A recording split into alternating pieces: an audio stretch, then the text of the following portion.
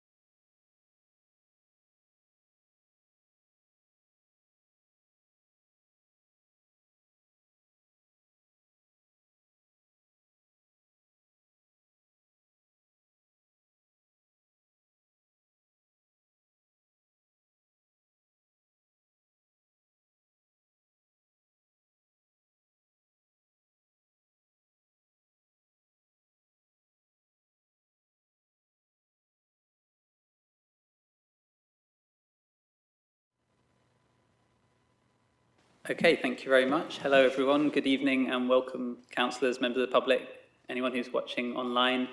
This is the second meeting of the Cabinet, Cambridge City Council. Looking forward to a good meeting. We've got a lot on the agenda today. We're not expecting the fire alarm to go off. If it does, then please leave everything and follow the exit signs on the Pease Hill side of the building and exit via the Pease Hill door and assemble in St Mary's Passage. Members, when you're not speaking, please ensure you switch off your microphone so the live stream picks up the correct speaker. Before anything else today, I will note we have one wholly exempt item on the agenda, that's item 7, and we also have one appendix for item 8, which is exempt. I'll therefore reorder the agenda so that we take item 7 as the last item tonight after we move into the exempt session. At item 8, I'll see whether members want to discuss the exempt appendix, and we can hold that discussion in public if no members do want to, so that would probably be preferable, but we'll see once we come to that item. Finally, just a small correction, item 8 was listed on the agenda as a non-key decision, but officers have since agreed it should be considered as a key decision. The item was still submitted to the forward plan in accordance with the requirements of key decisions, so this is simply for information. Okay, I'd like to begin the meeting by asking all Cabinet members just to introduce themselves quickly and state their portfolios. My name is Councillor Cameron Holloway. I'm the leader of the Council. Councillor Antoinette Nestor. I'm Councillor Dr. Antoinette Nestor. I'm a Cabinet Member for Culture, Economy and Skills. Councillor Rosie Moore, Cabinet Member for Climate Action and Environment. Councillor Morrison Smart, Cabinet Member for Nature, Open Space and City Services. Councillor Mike Todd-Jones, a Cabinet Member for Community Safety, Wellbeing and Tackling Homelessness.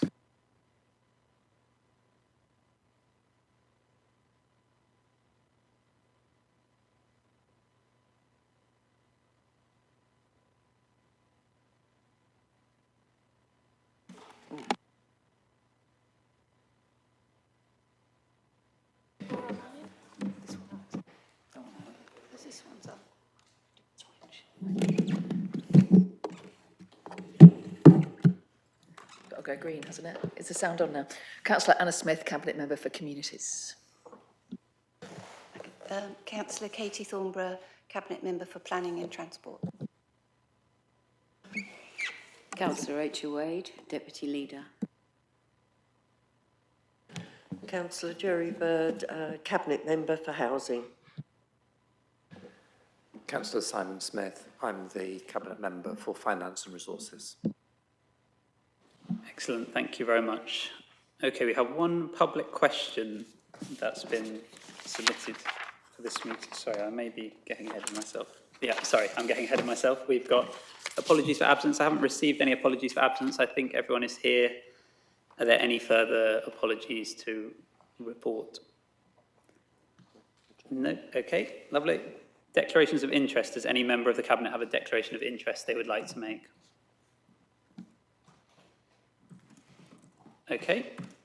And then the third item is the minutes. These aren't available for this meeting. Item 4 is public questions. We do have one public question that's been submitted for this meeting. It was from a family. There's quite a bit of text to the question, and the Constitution states that it is to be shared in writing and not to be read aloud. So I'll ask that the full text is included in the minutes of this meeting. The question relates to the Folk Festival, which is item 11 on the agenda. The gist of the question is asking Cabinet to ensure that Cambridge continues to hold a folk festival with camping facilities at Cherry Hinton each year. Councillor Antoinette Nestor, as the Cabinet Member for Culture, Economy and Skills, we don't have the questioner here today, so would you like to respond now, or would you like to address the points when you come to item 11? Thank you. I will address the point when I come to point 11. Thank you. Thank you very much.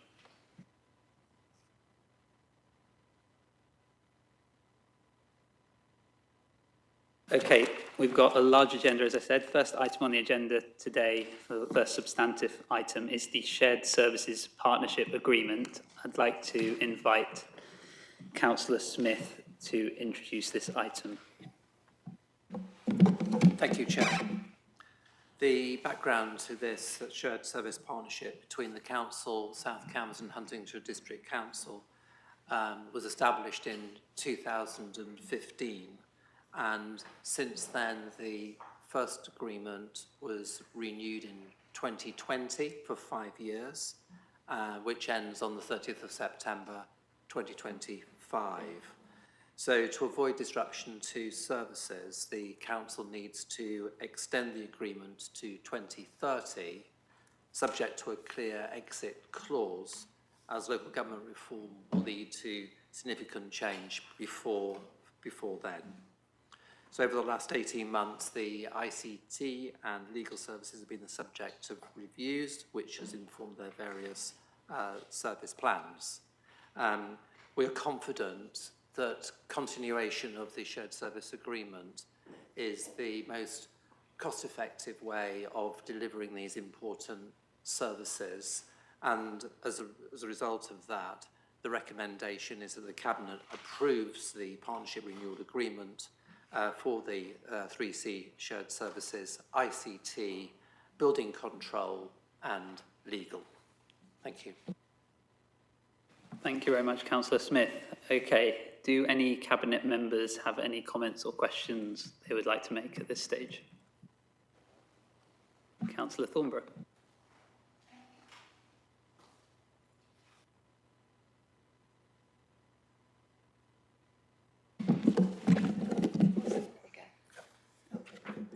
Thank you, Councillor Smith. My portfolio covers 3C building control, and I've always been impressed with the service and the level of training and the professionalism then. But how well do you feel that they are performing? Well, it's a mature award-winning service.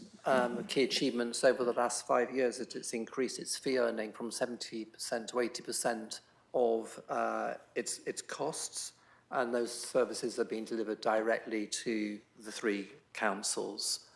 All the building control surveyors are registered as building inspectors with the building safety regulator for the class and category of work they undertake for the service. They implement new operational standard rules, and key performance indicators are introduced by the Building Safety Act 2022 for the building control service. And they've recently incorporated the street naming and numbering function within the service. And I say it's a multiple award-winning service that we should all be very, very proud of.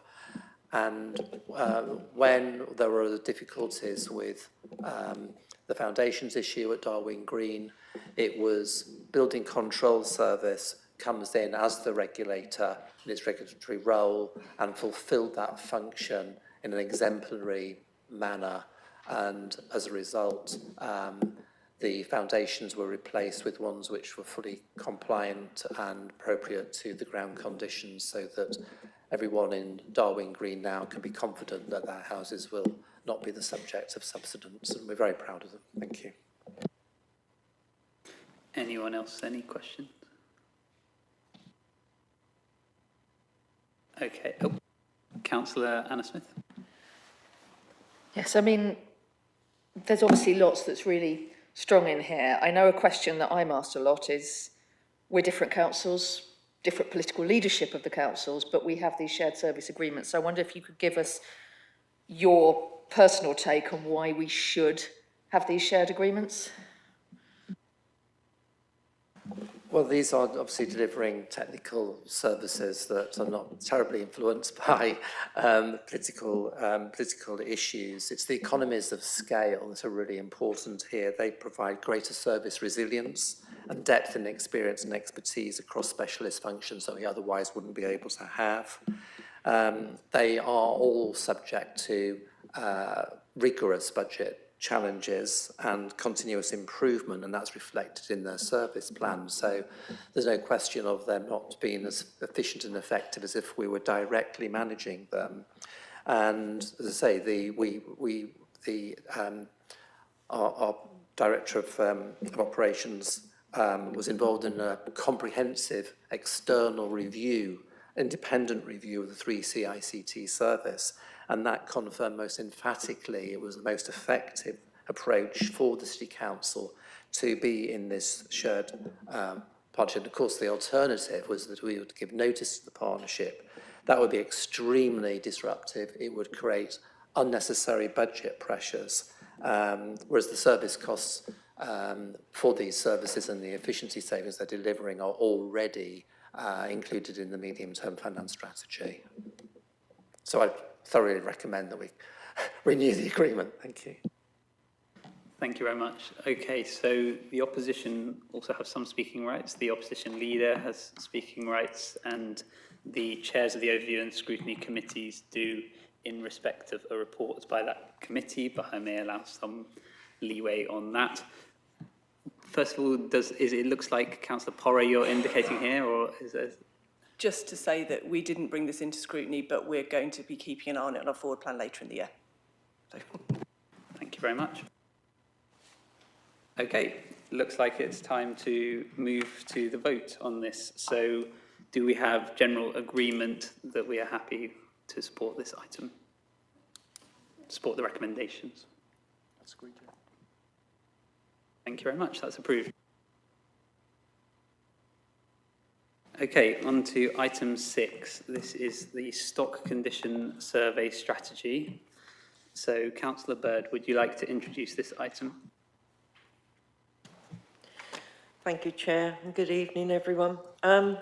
Today, I'm recommending that we take action to get a better understanding of the condition of our council housing stock. We have over 7,600 council homes in Cambridge, and the council manages almost 1 in every 7 homes in the city. As the lead cabinet member, I want every council home in Cambridge to be safe, decent and well looked after. I know you all share this ambition too. The new regulator for social housing has brought in higher standards. All social landlords in England must now keep accurate, up-to-date information on the condition of every home. That means we need to check each one at least once every 5 years. So today, I want your support to launch an ambitious major new programme of stock condition surveys.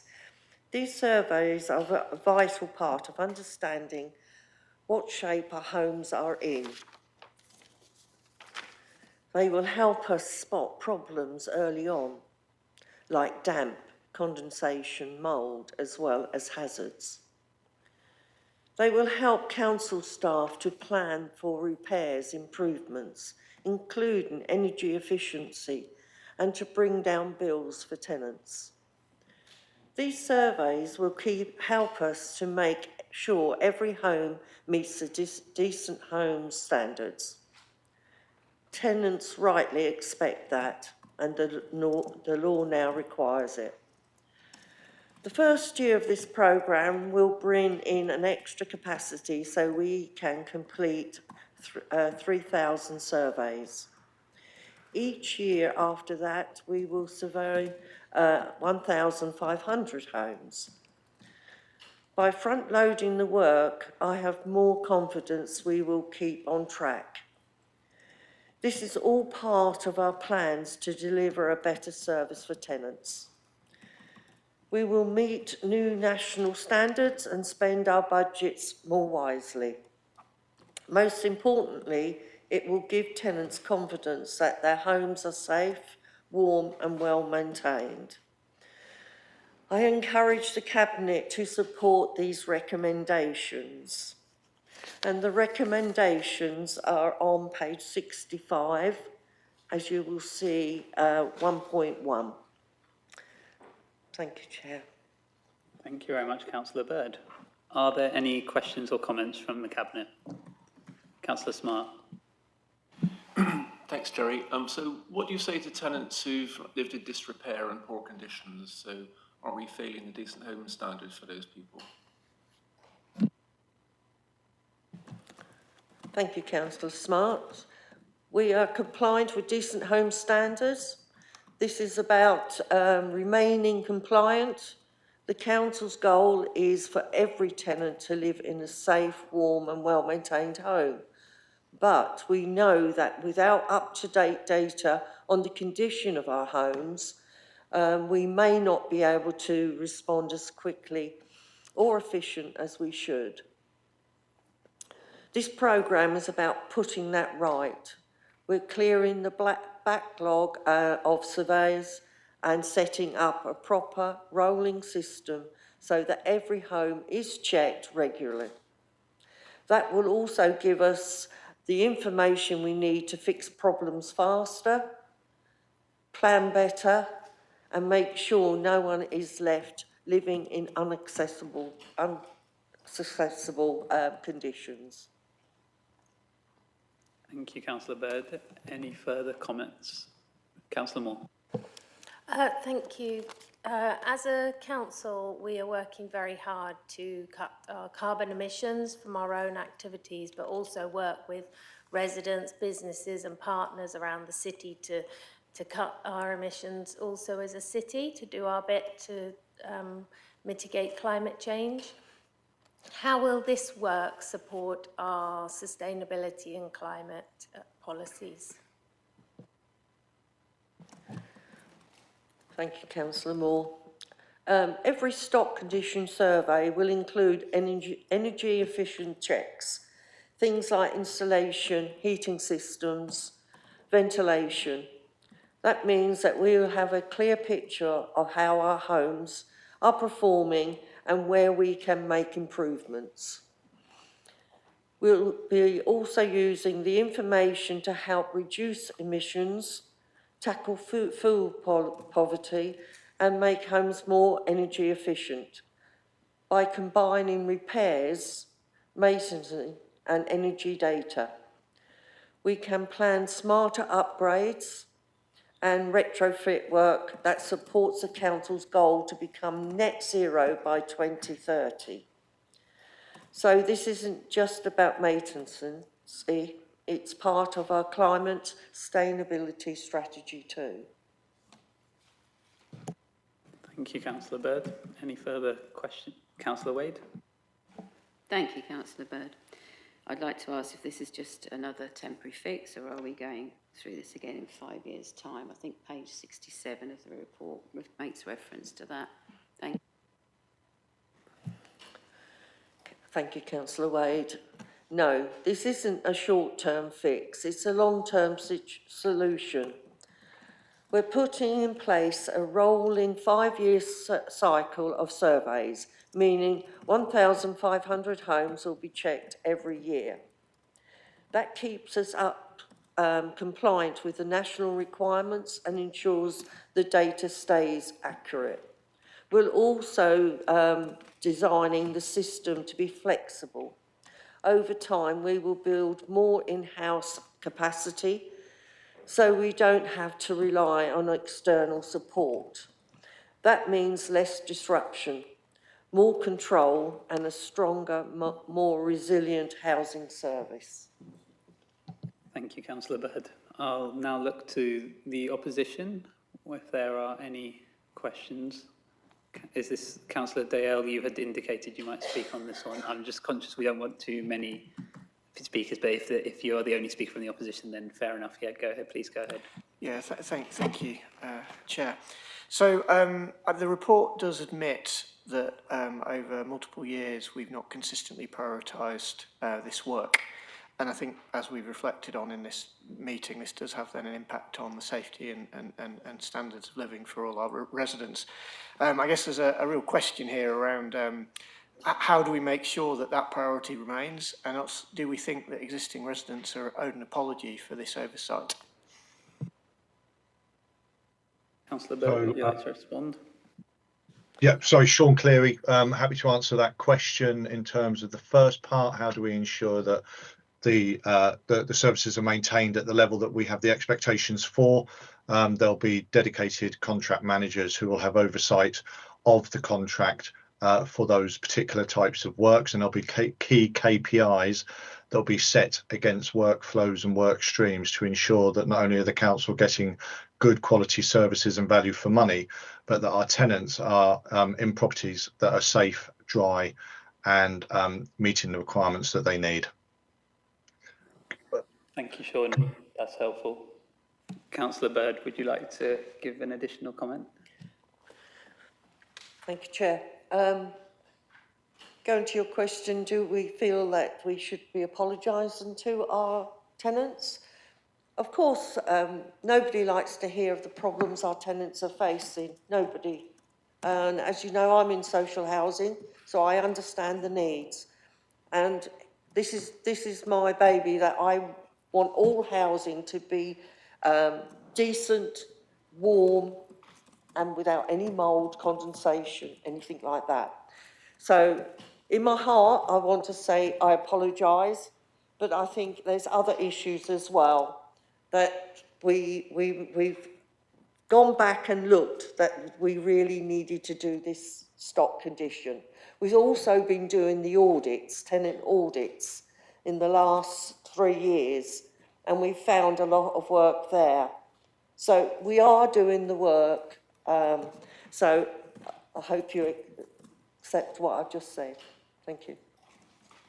Thank you, Councillor Bird, and it's always really powerful to hear from your own experience. I think is always a valuable contribution. So thank you very much, and thank you for your commitment to this work. I think also for Councillor Dalziel's information, it's also worth pointing out that this new requirement that we're looking to meet was only introduced 1st of April 2024. So whilst yes, it is important that going forward we do carry out these stock condition surveys to ensure that our stock is in as good a state as possible.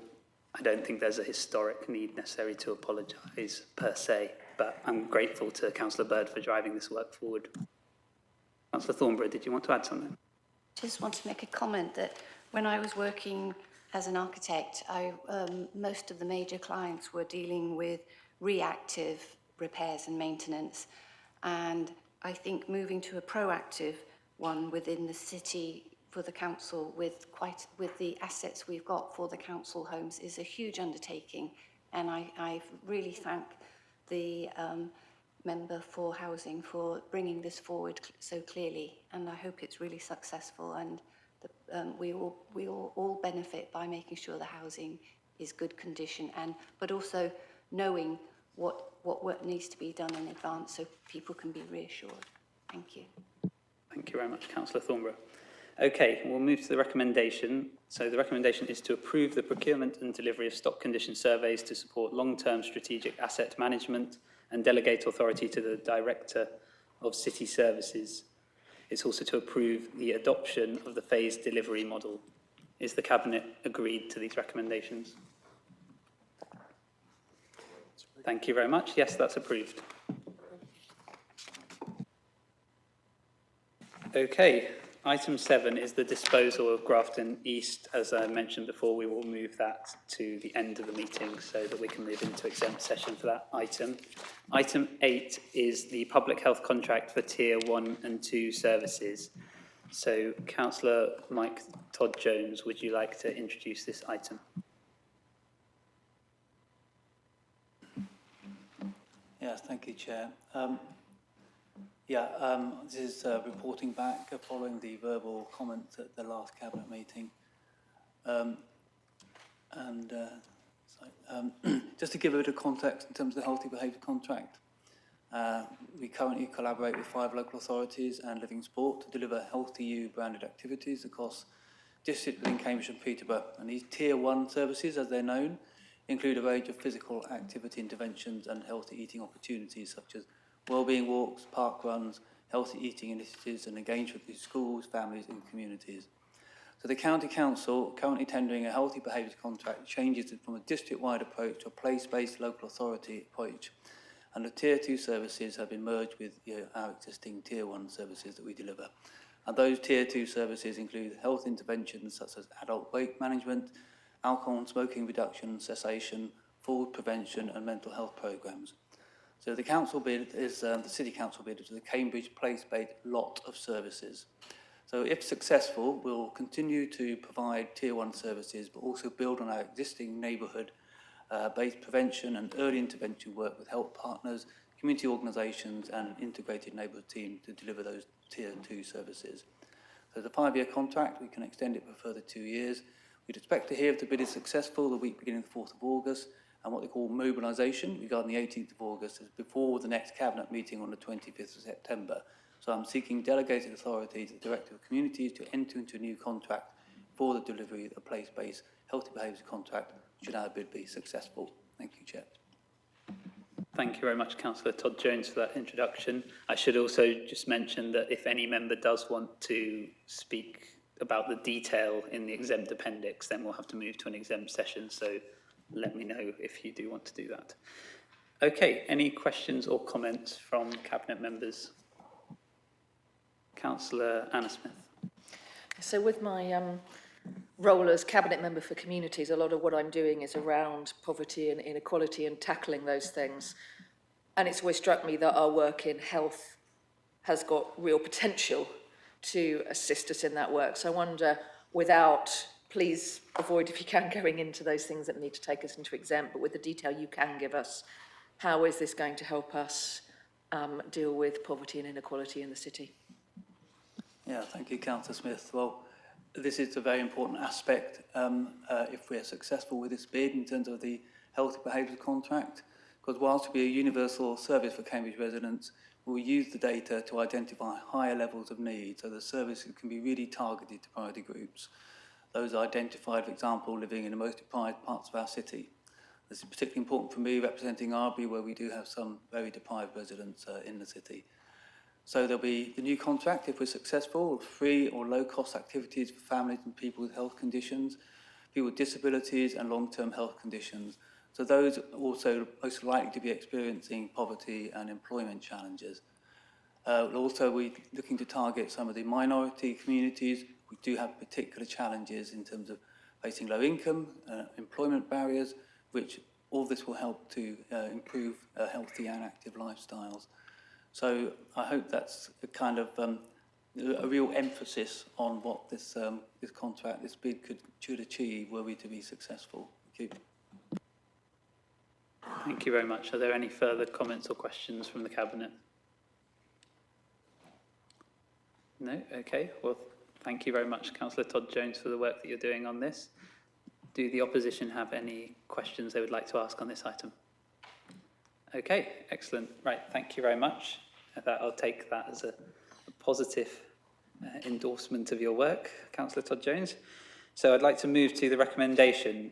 The recommendation is to approve giving delegated authority to the Director of Communities in consultation with the relevant Cabinet member to enter into a contract with Cambridgeshire County Council for the delivery of the Healthy Behaviours Change Service for the city, should the City Council's bid be successful and subject to final due diligence. Is that agreed? That is agreed. Thank you very much. Okay, we move on to item 9, Budget Outturn 2024 to 25. Councillor Simon Smith, could you please introduce this item?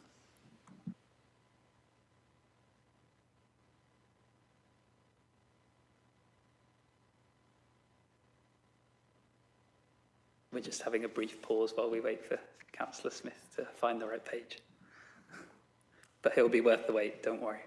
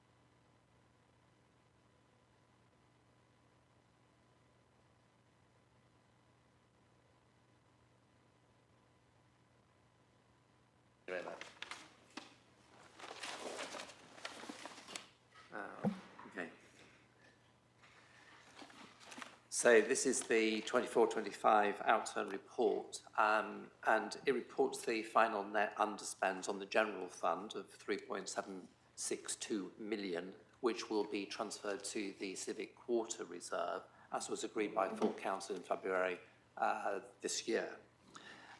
There are three recommendations to full council that we're asking Cabinet to approve. The first one is the approval of the carry forward general fund capital fund budgets totaling 55 million, as set out in Appendix A, little 4, together with the carry forward of 2.145 million associated general fund revenue funding. The second one is the approval, and this relates to Councillor Bird's housing revenue account, but if I may, I'll do it as I'm introducing the report, Councillor Bird. The approval of the carry forward of £280,000 of housing revenue account revenue budget allocated for transformation purposes, which is set out in paragraph 5.8 of your report. And the third one relates to the approval of the carry forward of the housing revenue account capital budgets totaling 50 million, 50.941 million, as set out in detail in Appendix B4.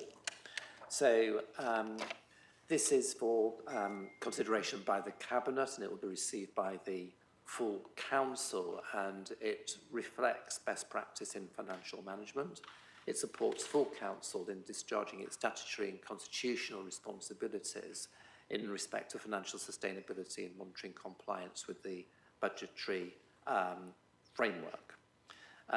And that is what this report's all about, and the recommendations. Thank you, Chair.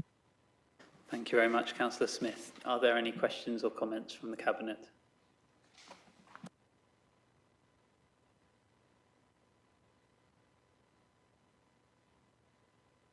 I'll ask a question in that case. So, you've obviously we got the you mentioned the extra interest that we received that we weren't necessarily expecting.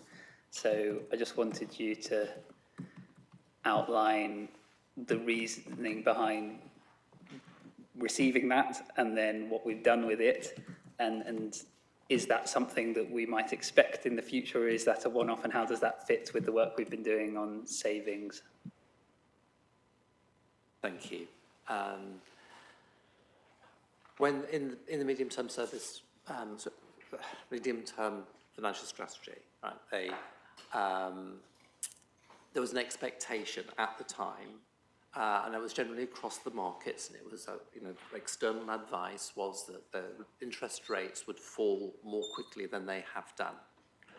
And so that was embedded in the budget. So we had lower expectations of interest earnings on our capital balances and the money that we hold in our accounts. As a result of higher interest rates, staying higher for longer, we have this one-off of higher interest income. And when that was anticipated, the decision was made that this would be put into the Civic Quarter Reserve Fund, which was established for the capital expenditure we expect to make for the schemes that have been brought forward. And at that time, again, for the forthcoming year, this current financial year, we're expecting the same thing to happen, but perhaps at a lower rate. So it's, in a sense, it's one-off windfalls that are accruing into this account, which will save us, substantially reduce our borrowing requirements when we come to make these big capital investment commitments. Thank you very much. Do the opposition have any questions on this item? We will take the opportunity of discussing it at council. Okay, thank you very much. Okay, in that case, we'll move to the recommendations. So Councillor Smith has outlined the recommendations, simply there to note the outturn report, and then there are several recommendations there that are made to full council. Are those recommendations agreed by the Cabinet? That's agreed, thank you very much.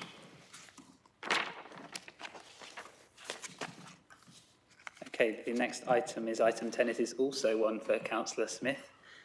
Councillor Simon Smith, would you like to introduce the budget setting context 2026 to 27? Thank you, Chair. I have the paper in front of me this time. Yes, hooray. This report provides the early strategic direction for the setting the Council's General Fund 2026-27 budget in respect of the savings target, the high-level approach to budget setting, scrutiny and public consultation. The proposed budget setting and challenge process aims to ensure the allocation of resources is aligned with manifesto, corporate plan and public priorities, and that the Council is financially sustainable and fitter for the future. Thank you. Thank you very much, Councillor Smith. Are there any questions or comments from the Cabinet on this item? Councillor Thornborough. Yeah. How will the public budget setting consultation be carried out? Okay, so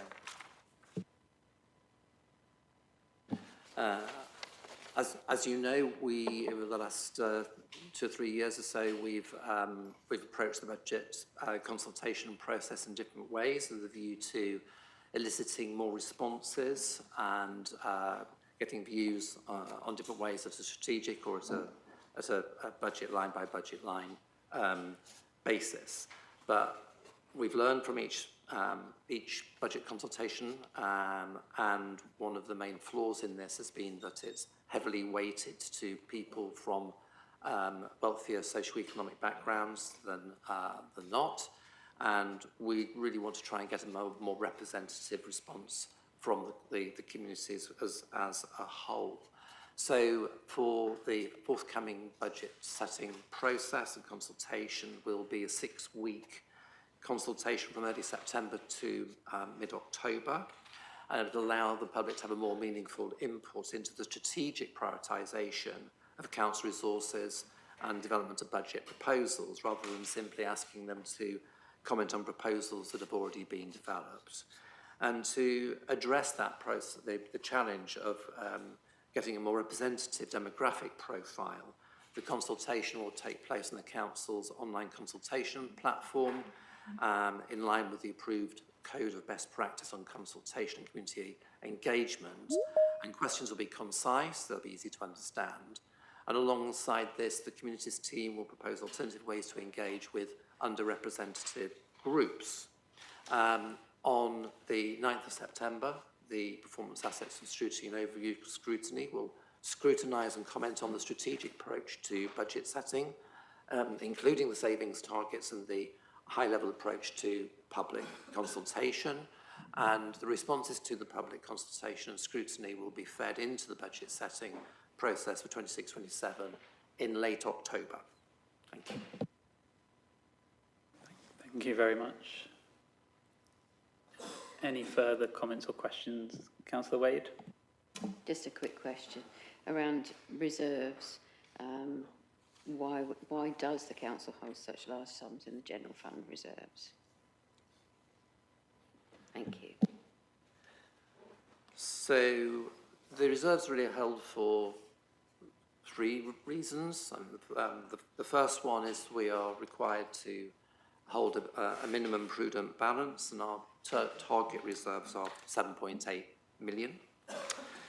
The other reason is that the reserves help us to smooth the annual savings requirement over the 5-year medium-term financial strategy period. So we can take funds from the reserves and put funds back in to make sure that we're making the savings in a straight line rather than back-ending them and having a panic at the end of the 5-year period. And also to meet the capital spending priorities to support services. And whilst the amount of money sitting in reserves looks high, is actually we need this funding to support our frontline services. So, example, the need to renew the waste fleet, vehicle fleet, comply with government legislation in respect of waste reform, and also the serious challenge of decarbonising council-owned buildings. So I think perhaps there's a lot of money sitting there, but actually it probably is going to be enough to meet all of our needs in the future. So management of our capital assets and resources is going to be much more important now as we move forward and start spending through this money. Thank you. Thank you, Councillor Smith. And one further question from me. The government's carrying out its fair funding review. Could you comment on what sort of impact you think this might have on our budget setting context? Well, yes, the fair funding review has been looming over us for some considerable time, and the government has now initiated its process. It's gone through its first consultation. It's initiated a second consultation, and we won't know until later in the year what the final impact of the fair funding review is going to be. However, our council's retained advisors have given us preliminary look at what the implications might mean, and it will be that the accumulated retained business rates growth that we've enjoyed for so long will be withdrawn and replaced by core spending power and grant funding in respect of population growth pressures. But it will result in a net loss of about 5.1 million as of the 1st of April 2026. However, that is what we've been calling the cliff edge. It's not a disaster because we've spent now last 2 or 3 years planning for this moment and we're ready for it. And therefore, we've made the appropriate investment in transformation transformation of services. We've identified the savings, and we're in the process of making them. And it's that continuous commitment to improvement and efficiency and effectiveness in services means that we've absorbed this already in the budget. But due to the certainty of grant funding, as business rates retention monies were uncertain and they could therefore be committed to frontline services, we can now commit 1.9 million to revenue by year 5. As I say, future transfers of business rates retention into capital programmes, that will be finished. Thank you very much, Councillor Smith. That's reassuring to hear. Sorry, did you want to come back? Well, yes, but just as a supplementary to that, the second consultation of the fair funding review is one of the elements it's looking at is mitigation of the withdrawal of the business rates retention monies, and we look forward to seeing that government final decision on that, because any mitigation monies are currently unrecognised and therefore would help us to supplement our capital programme if they come through. But we'll know more about that later on in the year. Thank you. Thank you very much. I'm looking to the opposition. Are there any questions from the opposition on this item? No? Okay. Thank you very much.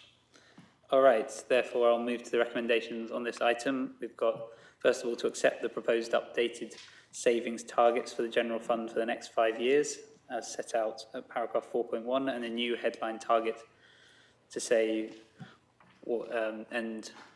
sorry, I'm reading the wrong bit there maybe.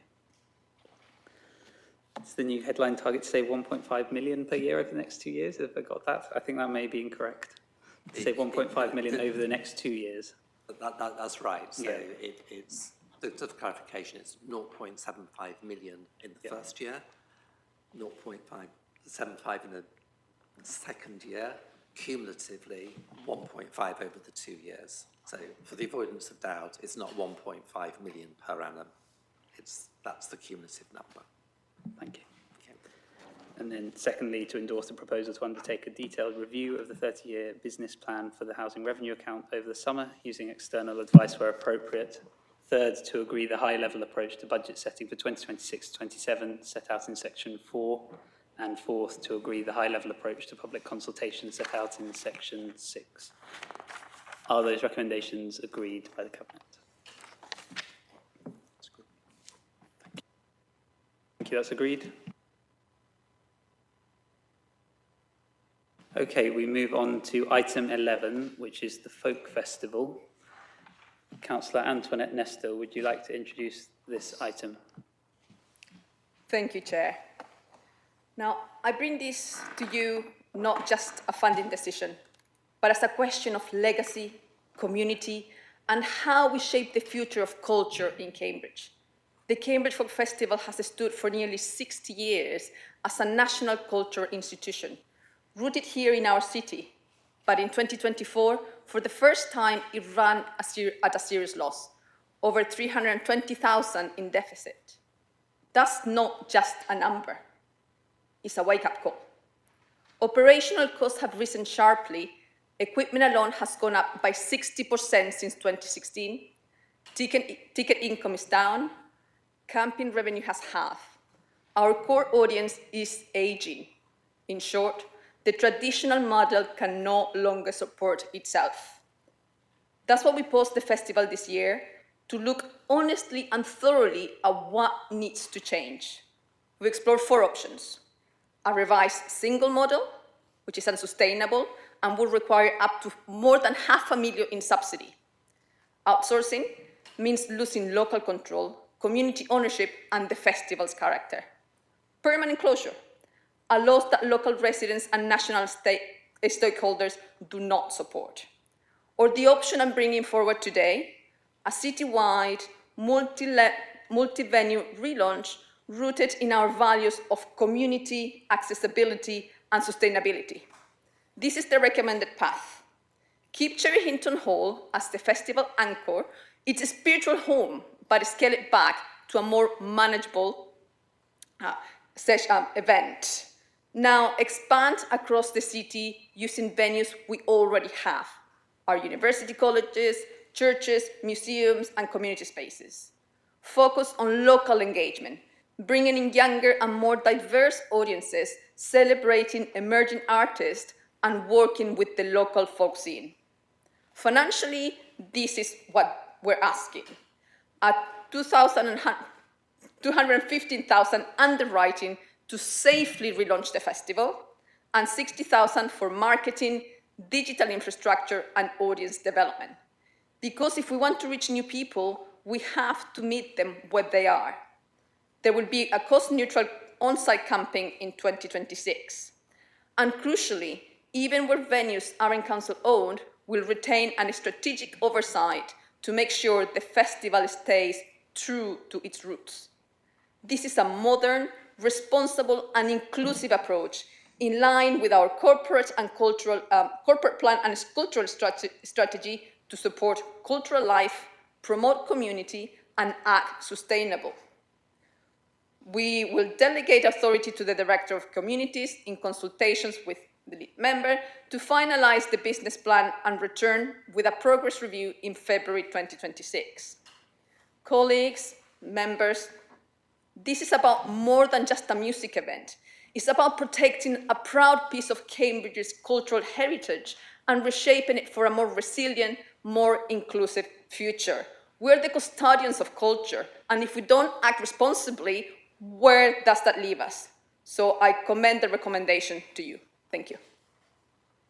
Thank you very much, Councillor Nestor, for all of your work on this over recent months, and the same to the council officers who I know have worked incredibly hard on this for a long time now. And thank you for the vision that you've just set out. Cabinet members, do you have any comments or questions on this? Councillor Thornborough. For the recommendation, you talk about using the Cherry Hinton Hall as an anchor venue and then other places in Cambridge. How will that be organised, or is that still to come? Would the events in the city be at the same time or at different times to what's happening at Cherry Hinton Hall? Thanks. Thank you. The idea is that they're not going to compete with each other. So Cherry Hinton Hall, call it sacred, that's not touchable. And the events around the city will not be competing. So for example, you have one area doing one type of music, the other area not doing that type of music. So they won't be competing with each other. Now, as the delegated authority will be given to the Director of Communities, they will finalize the business plan and they will basically indicate this is the best way it would work. So, I don't know if one of the officers would like to add anything to it. Yeah, Francis, please come in if you'd like to. No, just to echo what Antoinette said, there won't be performances that will be in competition with the Cherry Hinton event, so people won't need to feel the need to go to and fro from the city and back to Cherrington Hall. We will try and programme all activities so that they complement each other. Thank you, Francis. Councillor Smith. Thanks. So I probably should admit that I'm a self-confessed folkie. I love the traditional model. I know there are people that have been every year for 60 years. I haven't managed to do that, but I have been for many years, and it's a real highlight of my year. So this is something that hugely matters to me. I'm really impressed with quite a lot of the things that came through in the report. Personally, I was particularly pleased to see some of the comments around programming, and I just wanted to draw attention because I think it was really pertinent and perceptive that recent lineups have underrepresented key pillars of the genre, particularly English folk, and lacked the hot crossover and mid-tier acts that are going to bring the numbers in. And there's a kind of implied criticism there, which I think is absolutely right, around going just for those really, really big headliners. And what I think about when I think of the folk festival, you know, that's where I first came across Bowlerhead, and it was well before they were famous, because somebody took a punt on a band that was a bit quirky and interesting and no one had heard of. And now in the folk scene, they're like one of the biggest names there are. But that's what the folk festival does really, really well. And that's, I think, really important to many people who love it.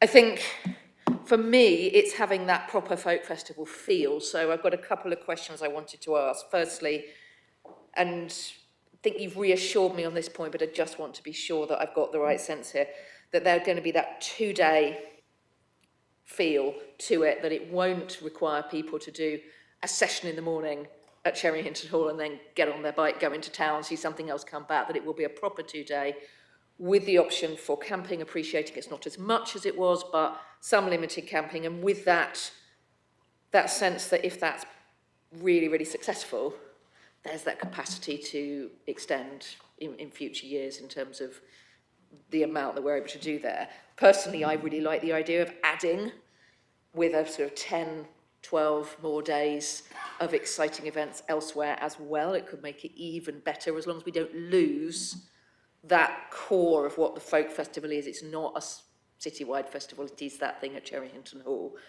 So just wanting that reassurance on that, and also what conversations we've had with the folk clubs and what they think of the proposals, because clearly locally they're the experts.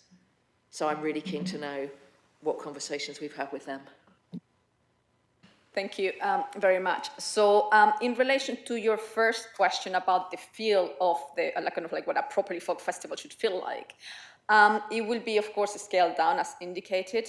It won't be the same, right? Like that's what I say, it's just not going to be the same. But at the same time, the team and the officer, they will continue to create a festival atmosphere that we know what the audience comes for.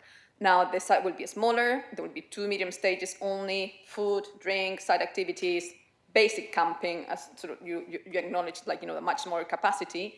And again, there's that capacity for development, right? This is what we have to think is, how do we make it sustainable? And then in relation to sort of events clashing with city, I know that you felt very assured, and of course there will be at different times, so you don't need to be traveling back to and fro. And but the team will not stand in the way of any small sort of like local promoter promoting folk in the city on that weekend, right? So some of the existing audiences will use the city throughout the weekend as well. And in relation to the conversation we had a stakeholder meeting with them before the cabinet paper was published with the proposals, and we're also involved in the the current 25 events across the city. Now, I can sort of, if you like, I can tell you sort of detail of all sort of the different conversations we have, if you wanted to, or you know. I mean, I think what I'm interested in is that kind of broader picture. Is I mean, in short, is this something that is supported by our folk clubs? In short, yes. And if you want any more sort of like details, as I can give it to you, unless if any of the officers sort of want to add to anything that I've said. No? Okay. Thank you. If I may, Chair, that's incredibly helpful. I find that very reassuring. I think the thing that you are particularly reassuring on there is 2 days is a shorter festival, but it will have a festival feel about it, and there is that capacity, if that's successful, to be able to build on that for future years, have a bigger festival again, if we can build on it. So we're not saying your proposals aren't, this is what it will always be, this is what it is now. Am I reading that right? That's right. And as I said, like as custodians in a way of our culture, of our cultural heritage, of what happens locally, like we cannot just say, we're just going to get rid of it, right? So it's like we're really sort of ensuring that that folk festival feel is there because it's part of our culture. Thank you, that's incredibly reassuring, thank you. Thank you very much, Councillor Nesta. Any further questions from the Cabinet at this stage? Okay, I'll move to... Sorry, Councillor Moore? Wasn't there a public question on this? There was, yes. Councillor Nesta, do you feel that you have covered that, or would you like to comment further on the public question? Yes, I think I've covered, but as well, what I can say as well that like the options like highlighted it continues with the ethos of developing a family-friendly outdoor festival atmosphere within the site at Cherry Hinton. Okay, thank you very much. So, Councillor Bick, did you have a question on this? Yes, Chair. I have 3 questions on different aspects, which I would like to deal with separately, if that's okay. Okay, if you can try to keep those 3 questions brief, that would be good. Well, in view of the content of the first question, I think it would be reasonable to allow a proper discussion on this. So the first one is that we were told that the council's net loss from last year's folk festival was 320,000. That appears from more recent papers to have risen to 393,000. You cancelled this year's folk festival, and as a result are incurring a further cost this year without any balancing income of 178,000. You took the decision to run in place of this year's folk festival some other events to make up for the cancellation of the festival, which cost 75,000, and you commissioned a consultant's report on what to do next, costing the council a further 50,000. You're now considering, in front of you today, approving a plan for next year, envisaging the possibility of a further loss of 215,000, and you're proposing to find another 60,000 for various improvements that have now emerged as necessary. The total cost of all of this is now running at £971,000, nearly £1 million, making this an episode of quite monumental financial cost in total. Do members of the Cabinet consider it acceptable that their proposed decisions about the future of the Folk Festival are about to be taken without the detailed discussion in the Scrutiny Committee that had been requested by them? Wasn't this exactly the supposed selling point of the Council's new constitution to enable serious, focused review across parties before decisions got taken? It seems to us that despite expressing scepticism about the new system, we're actually the only people trying to make it work constructively for the city at the moment. So can the Cabinet understand public suspicions are aroused when for the second time this year on this same subject, information has been kept from councillors when it was appropriate to share it, amazingly only published several days later, in both cases, too late to discuss? You're dealing with a much-loved event. Are you at the end of your question? No, I may be saying things, Chair, that you don't like to hear, but because there's been no opportunity to discuss this, I really would ask for a hearing. Yes, you've asked several questions already within this one question, and we will answer them, but you're now making a speech, so we will now answer those questions. Well, no, you and your colleagues have been making speeches at each other. which have been well scripted in We are advance. cabinet members. We're members of this committee. And I so thought I had a you right do to have speak a in right, the and you've discussion. Thank spoken you. for quite a long time. You've Yeah. asked some And there good has been questions, and we will no answer scrutiny them. of this matter. There has been scrutiny. Where? Anyway, Councillor Bick, we're going to move on to responding to your questions. Thank you very much. There has been scrutiny at the Scrutiny Committee a few weeks ago. This item, if you look in the Cabinet paper, there is a quote from that committee. They have provided a comment on this item. I think Without also when access to any of the papers Councillor that have Bick, been published sorry, today. Excuse me, please don't interrupt. So, I don't know what you're saying on that item, but there is a comment from the Scrutiny Committee in this report, which we're grateful for. Your comment on the costs, you have conflated some costs that have already come in and some potential future costs. So you've tried to make it as large a number as possible. Yes, there are some significant costs associated, and that is a concern. We are looking to mitigate those as far as possible. I think if we hadn't put the money into providing some fantastic free events this summer and into providing a folk festival into the future, you would also have not been happy. So we are investing in the future of the folk festival. Councillor Nestor, would you like to respond further?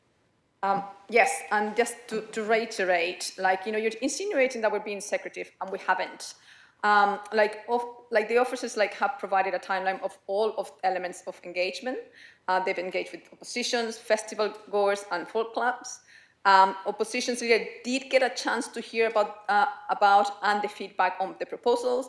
As the leader said, the scrutiny committee can look as well, and they had an opportunity. And also, the scrutiny committee can look at this later in the year if they want. I said February, and so this is to ensure that things are on track for a successful festival. I also reiterate that you put all the monies into one place, and just to really making it big when it's not. Underwriting means that in case there is a loss, that the 215,000 will be there. The money has not been spent, and the officers have been very, very careful to have to make sure that it is that the festival is sustainable. Now, to think of all the other questions as well. I think that's to add to it. And would the officers want to say anything in relation to all the different sums that I got a little bit lost with on the numbers? Thank you very much, Councillor Nestor. Councillor Bick, would you like to ask your second question? The point, of course, Chair, is that none of the paperwork and none of the information was available earlier for scrutiny. The second question I'd like to ask is that the consultant's report that you commissioned identifies some alarming weaknesses in what they found in our folk festival, and that's across pages 320 to 323. And those, Councillor Nestor mentioned some of these. They talk of a growing disconnect between the programming choices and the evolving tastes and expectations of the current and future audiences, the absence of a visible artistic lead and a less dynamic programming structure, the need to establish a clearer artistic vision, and that the current marketing approach lacks cohesion, creative direction, and data informing targeting. That's quite a damning assessment. Are these issues something that I guess the previous portfolio holder, Councillor Wade, had any awareness of or knowledge of before last year's festival, maybe through feedback from officers or folk community or festival goers? And it seems odd that they should just pop up like this and there isn't a mechanism to learn as we go along without the more sort of catastrophic consequences of cancelling the folk festival and commissioning consultants' reports. So would Councillor Wade or Councillor Nestor agree that if these issues had been addressed before the debacle of last year's loss, there might have been a different programme, more and stronger ticket sales, leaving the festival able to withstand the higher costs like healthy festivals have elsewhere and the diary clash with Latitude?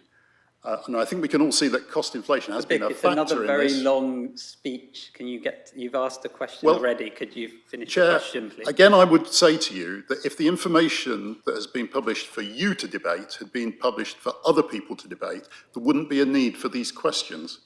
They're perfectly good questions. I'd just like you to get to the So when is the right time to ask them, Chair? You can ask them now. Just Thank don't you. make a very long speech, please. I think we can see that cost inflation is obviously a background factor in what has happened here. But I'm wondering whether Councillor Nestor would agree that trying to dig ourselves out of this problem by just reducing costs risks making a less attractive festival and creating a downward spiral if we're not careful. Thank you very much. Councillor Nestor, would you like to respond? Yes, I'll try to distill the question from all the from everything else. So, in relation to the process, I think that would be sort of the chief executive to answer in relation to the process of how, like, the papers when they have arrived went. So I'll leave that one for now. And like, you keep going to the consultant report. I know that the consultant report is dead. But we're moving forward. We're not looking back. So I disagree with your point. Like, if we're going to keep sort of saying, like, this is the way it was, you're never going to actually achieve anything because you just keep heading back and back and back. So this, this plan, it addresses the like what you can see as weaknesses with lower upfront cost and refresh marketing. Now, I'm just going to see if you want to answer in relation to the process. Or I think perhaps Councillor Schaaf, sorry, not Councillor Schaaf, you've been promoted or demoted. Sam Schaaf, would you like to come in?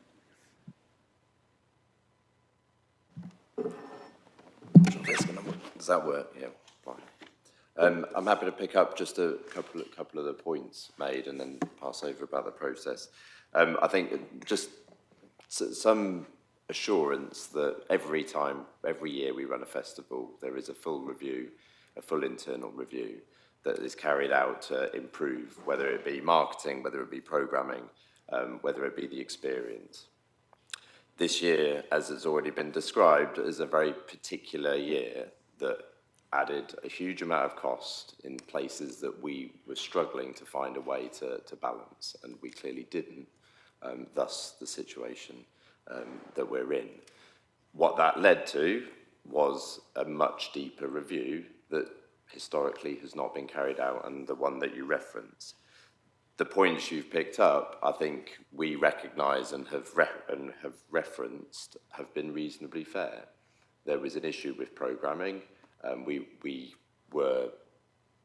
picked that up, and the problem with an annual festival is that you can only pick it up the next year and you're already in that cycle, and that's one of the issues that we've had that we have addressed through a fallow year. It means that we can do this deep review and reset.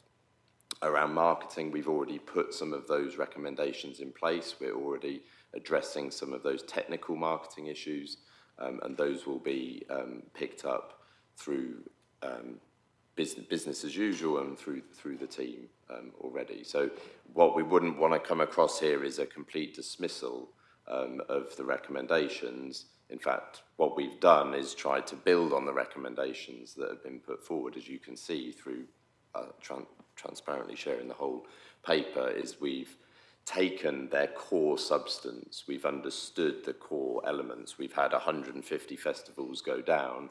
This is a systemic issue that we are trying to stem the tide. We are committing, or Cabinet will make a decision on this, committing a way forward for us to continue and allow us to scale as we go forward. But that doesn't mean that there aren't fundamental things that, like any good review, we have to learn from and take forward into next year. Alongside the marketing, we've also changed, as you know, through transformation, some of our structuring within the teams to bring in some further specialist skills that we recognised well ahead of time internally need to be addressed, and that has already happened. Thank you very much, Sam. Robert, did you want to comment further, or are you happy? Thank you, Chair. No, it's just to say that Councillor Bick was involved in the discussion around the process at the Overview and Scrutiny Commission, where you made a statement and asked questions. I think there was a full and frank exchange of views, and officers again put the point that we can't share advice until we've finalised it, and to have finalised the advice in advance of the Overview and Scrutiny Committee would have meant publishing on the 24th of June, and we weren't yet ready to do that. This is a very an issue that many members from different parties have a strong interest in. It's really important to the city, and we were having to work hard to make sure that the financial information, the programming information, and more importantly, I think feedback from stakeholders and community groups, folk artists and venues was included in our recommendation to Cabinet. Thank you very much, Robert. Councillor Bick, final question. Last stretch. Thank you for those answers. This question is about the model that's recommended for the future. The model for the future folk festival that you're proposing suggests that you're disagreeing with your consultant's recommendation. It's obviously fine, and everyone's at liberty to do that, but it makes the reasons for doing that really important to be clear about and to understand. They recommended a move to a series of indoor venues capitalising on the city centre environment and the use of some of its iconic buildings. And they referred to possibly supplementing that with a tented venue in the city centre as a second step and later, not at the same time. They also considered the option of continuing with an open air event at Cherry Hinton Hall, possibly integrating underused and expensive camping from Coldham's Common. Your proposal seems to be to do a bit of both, but neither full-heartedly. The scale of the Cherry Hinton Hall event would be scaled down, as would the indoor events elsewhere. So I wanted to ask Councillor Nestor whether she doesn't think there is a risk here that this could be the worst of all worlds, that the festival would be neither fish nor fowl and could fall between the two stools. Isn't that the important issue when trying to draw more people with a clear vision? And how does she feel that the sense of a single festival could be maintained between the two, as transport doesn't make for smooth transitions between Cherry Hinton Hall and other locations, quite unlike some of the other festivals that are quoted by the consultants, where the distances are either very short or public transport is much better developed? And so how can a sense of shared experience really be maintained between these two different concepts? And is she aware that some of the examples of indoor performances at dispersed locations are really different from our situation? Celtic Connections in Glasgow and the New Manchester Folk Festival take place in the middle of winter. Sidmouth is a small place where venues are all in easy walking distance.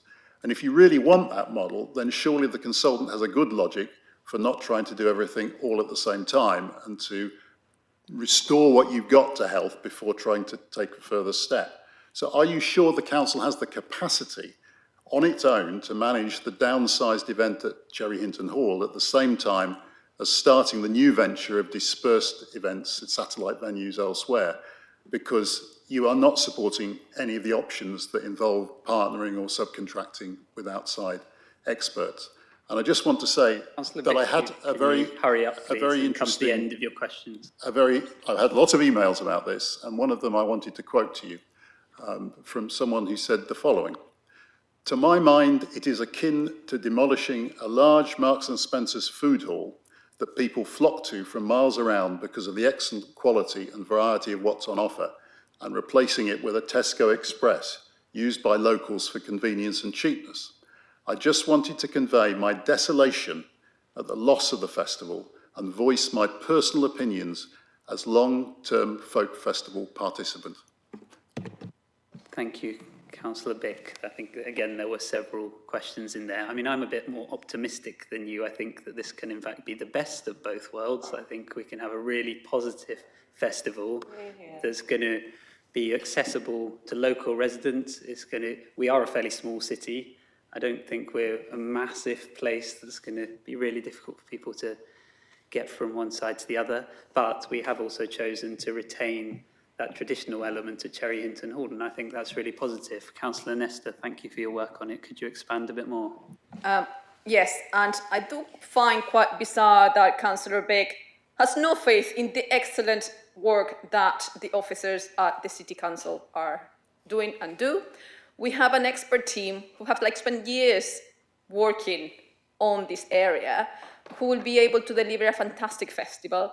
And we will also be building on the work done for this year's Folk in the City events.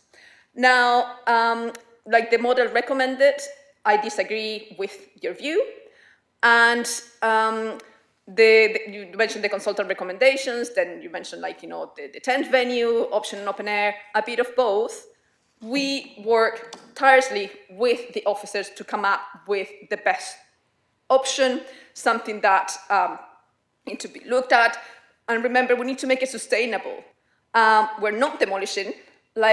If you look from outside your own perspective, around the world we have wars, we have people dying of hunger, and we're very fortunate that we can actually afford, we're spoiled with this festival in a way when people outside our country are experiencing so much. So when you say that it's being demolished, I just want you to think broadly, not just in this narrow path. I just wanted to know if any of the officers wanted to add anything else?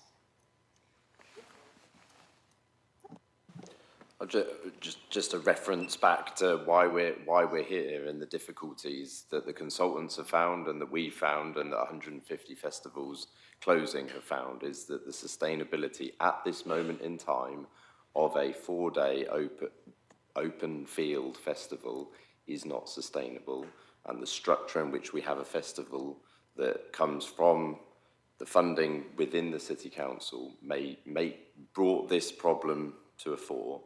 And what we have worked on relentlessly, the team have worked on relentlessly, is to find a reset that allows us to maintain what we have been asked to maintain in the city, to hold the spirit of that within Cherry Hinton, and to expand that in line with the strategy. And that's what we hope we will work to, subject to decision today. That's where the basis point of where we had to start this work. Thank you, Sam. Councillor Thornborough, did you want to come in? Yes, I think I've learned a lot through the whole process and highlighting the folk festival, and my residents were very concerned, but they're very grateful that this summer there's going to be the family event, and they've got back in touch with me about that. So I want to thank the officers and you for enabling that to happen in this time of austerity and all of the cuts that we've had to consider or savings we've had to consider. And I think that's going to be really important this summer for the families, and it'd be really interesting to have a bit of feedback about that, because it's going to be much shorter. But thank you and the officers. Councillor Smith. I think, as you might expect, Councillor Bick gave an exceptionally biased take on what's happened and what we've done about it. The Folk Festival has been profitable for many, many years and has contributed enormously to frontline services of this council. This is the first time it's made a loss, and it's not a loss due to a lack of competence or capacities of the council. It's a systemic, structural, nationwide problem, and that is the underlying cause, and that's well known. And to just try and put it on the council is not a reasonable thing to do. And I hope the press pick that up when they report the substance of Councillor Bick's speech, as they're inevitably bound to do. So, and that's basically what he's just read out, is his news release on this matter. In his speech, he swerved back and forth, complaining about costs, and then also trying to complain about we were putting forward a self-sustaining model at the same time. The break-even on the contingency money is an exceptionally low bar, And as you may have noticed, Councillor Bick, I am a very prudent person when it comes to the council's finances. And I think it's a reasonable contingency sum, and I don't think that money is at risk. Saying we've wasted money on the consultant, criticising the cost of it, and presumably you wouldn't have commissioned them in that case, and then you point out and refer to it as a useful place to make criticisms of the council. So what would you have already done if you'd been in power? So no, people are not flocking to the folk festival anymore. Audience numbers are reducing, and we have to make the change. And we've taken a responsible approach by commissioning the consultants. It's a comprehensive review. It's a really good report. And I think what we're trying to do now is to put the thing back on a sustainable footing whilst retaining the best elements of the folk festival. Cambridge and the City is unique in this, and it's a globally renowned folk festival, and we should try and do our best to support it, not criticise it, not condemn the council that's trying to do that, but support it. Thank you. Thank you, Councillor Smith. Councillor Wade, did you want to come in? Just a quick comment to pick up on my colleague, Councillor Smith's observations around the press, and I do believe at the time, Councillor Bick, when he did his radio interview, was asked perhaps once or twice, perhaps even 3 times by the interviewer, what he would do if he was in this position, and answer came there none. I'd like to thank the officers for their continued support and dedication in what has been a difficult time for them. I'd like to thank my colleague Antoinette and Esther for bringing this to Cabinet, and I am sure that we shall overcome. Thank you. Thank you very much. Thank you, everyone, for a good discussion. We'll now move to the recommendations. Chair, am I allowed to say anything? Sorry, Councillor Dryden, you didn't ask before the meeting to ask a question. Okay, we will now move to the recommendations. No, you don't have speaking rights, I'm afraid. Sorry. Thank you. I did ask before I came here. You didn't ask the chair. So this is a democracy. Thank you. Okay, we will now move to the recommendations. There are 6 recommendations in the papers. Are we agreed with those recommendations? Thank you very much. That's agreed. Thank you. Do we like a short break? Okay, that's a yes. We'll have. Let's come back at 6:45.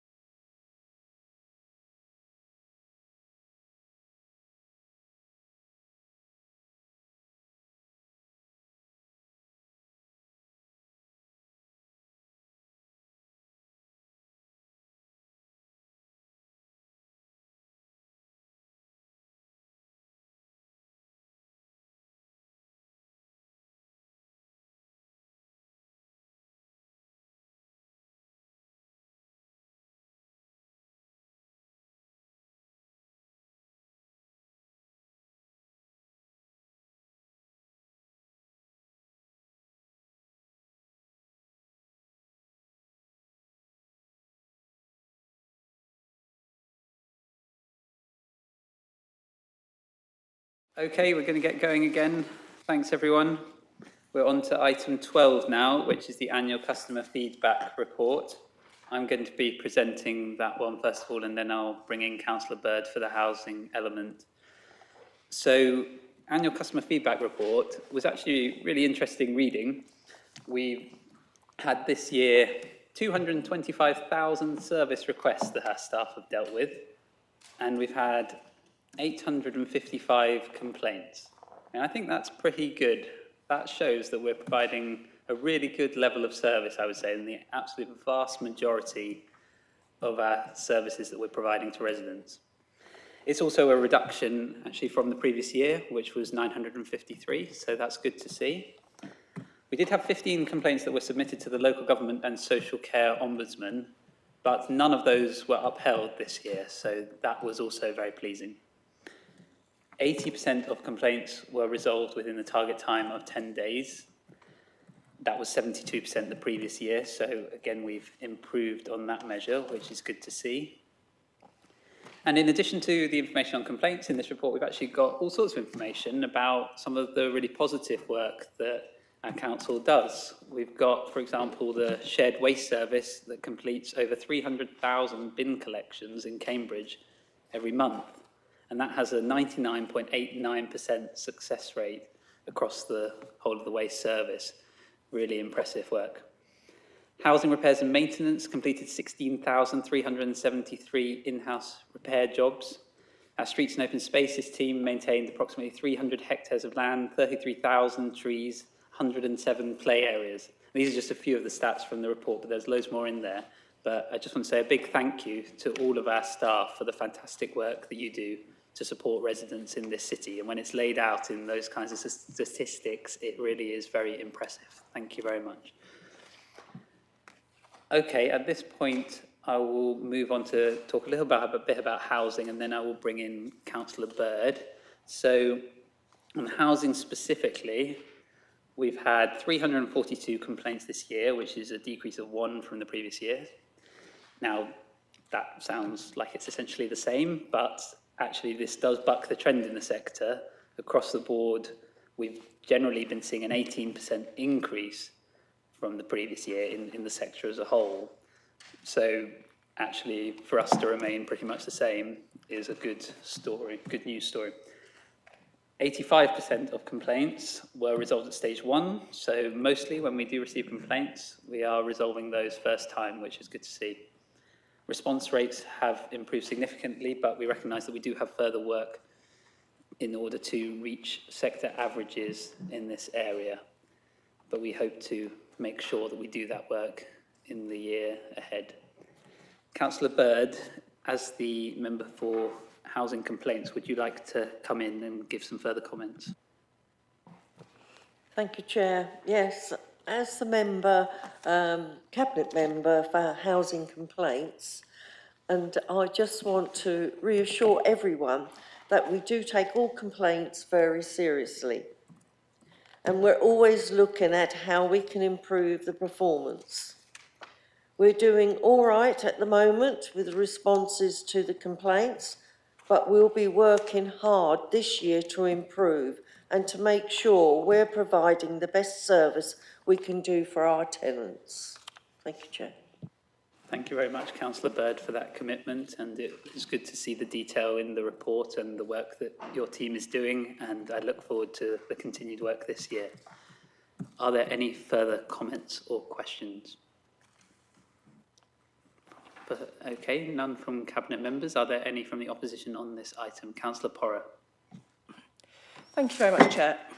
So this is one that would have normally come to the scrutiny committee that I chair with Councillor Gorthrope Wood, but obviously the data wasn't available. So I just thought it might be helpful I just report back a little bit. Some of these relate to housing. I'm not going to repeat them under the next item to save time. So at the Performance Assets and Strategy Scrutiny Committee, we are hoping to set up a task and finish group covering damp, mould, condensation and repairs, and that was certainly an area that cross-party came up as of importance.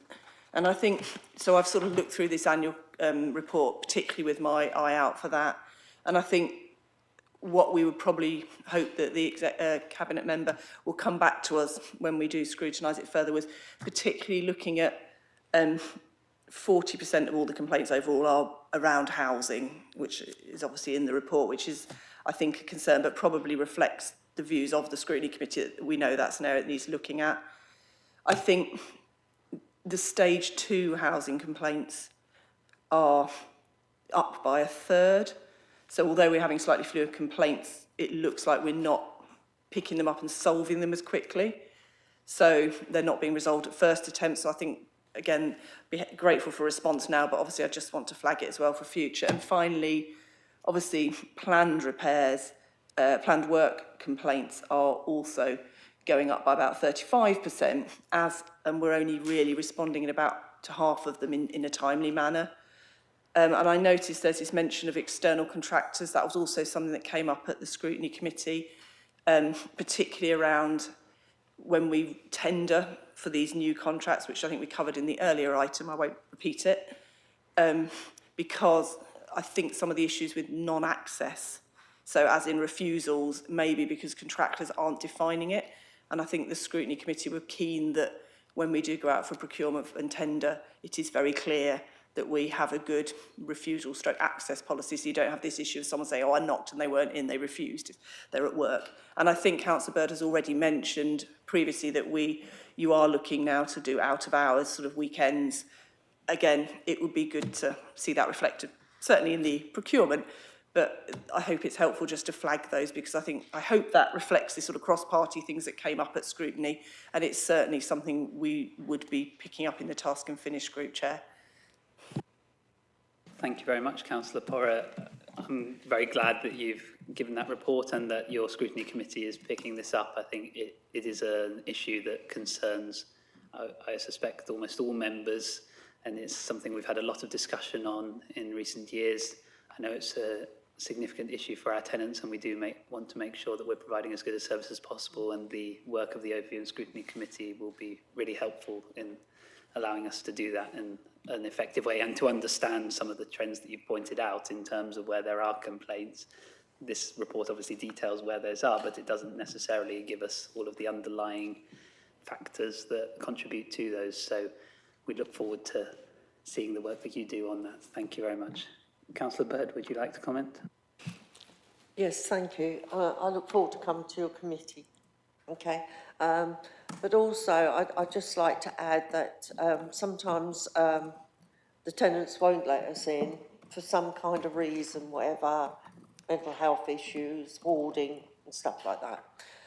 And when we do get in there, you can imagine what we see, and which is really worrying.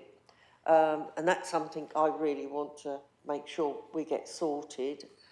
And try and get some, perhaps the tenant reps to go with the officers to help the tenant when they're worried and concerned. So that's something I really want to work on. And also, as you know, I'm very hot on the damp mould and condensation. That's something that I really want to try and get sorted out. So, but yeah, as I said before, I look forward to coming to your committee. Thank you. Councillor Porra, would you like to come back?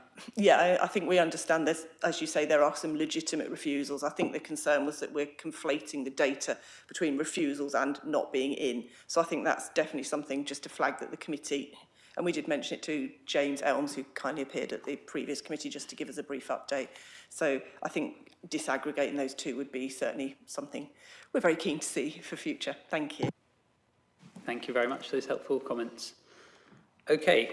At this stage, we'll move to the vote. So we have two recommendations here. The first one is to approve the publication of the customer feedback reports online. The second is to approve the findings of the self-assessment process documented in Appendix 2, Housing Complaints and Self-Assessment Report. If members are happy, we can take these two together. So is everyone agreed on these two recommendations? That's agreed. Thank you very much.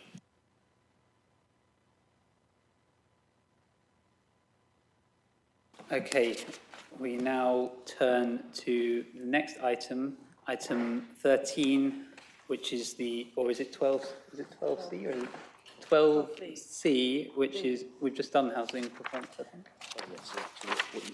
Sorry.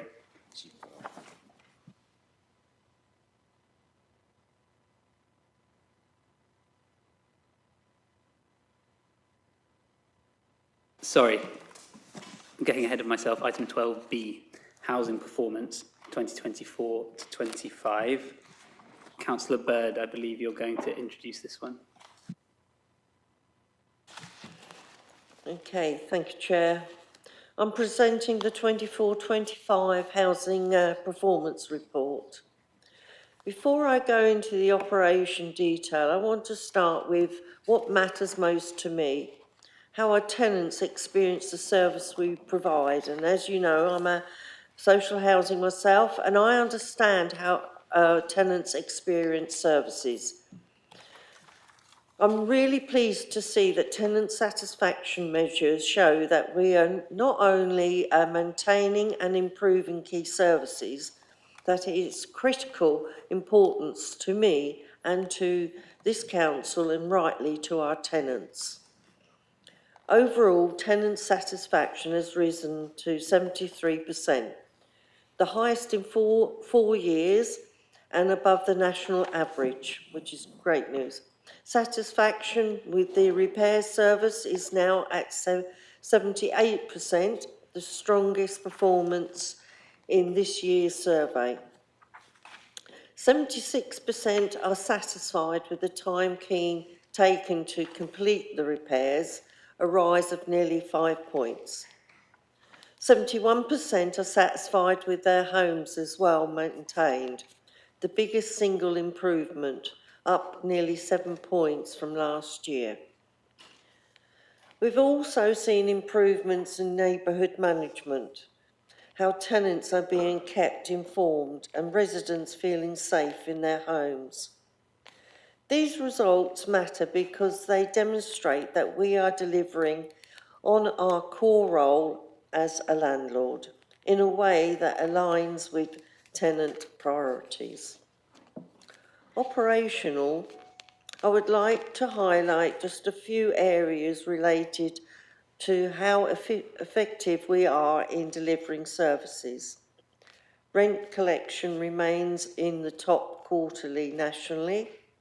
Tenant arrears are stable at 3.27%.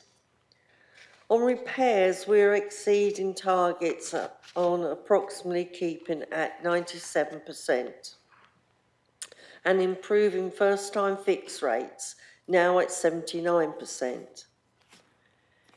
Tenants are noticing this. 78% are satisfied with repairs overall, our highest scoring service area. 76% are satisfied with the time taken to complete the repairs.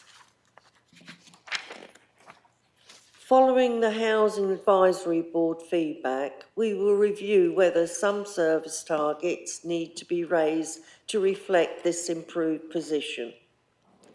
We meet the decent home standard in 99.5% of properties, which remain in work scheduled for delivery. Safety compliance remains high across all key areas, with extensive work over the previous year on addressing fire risk actions.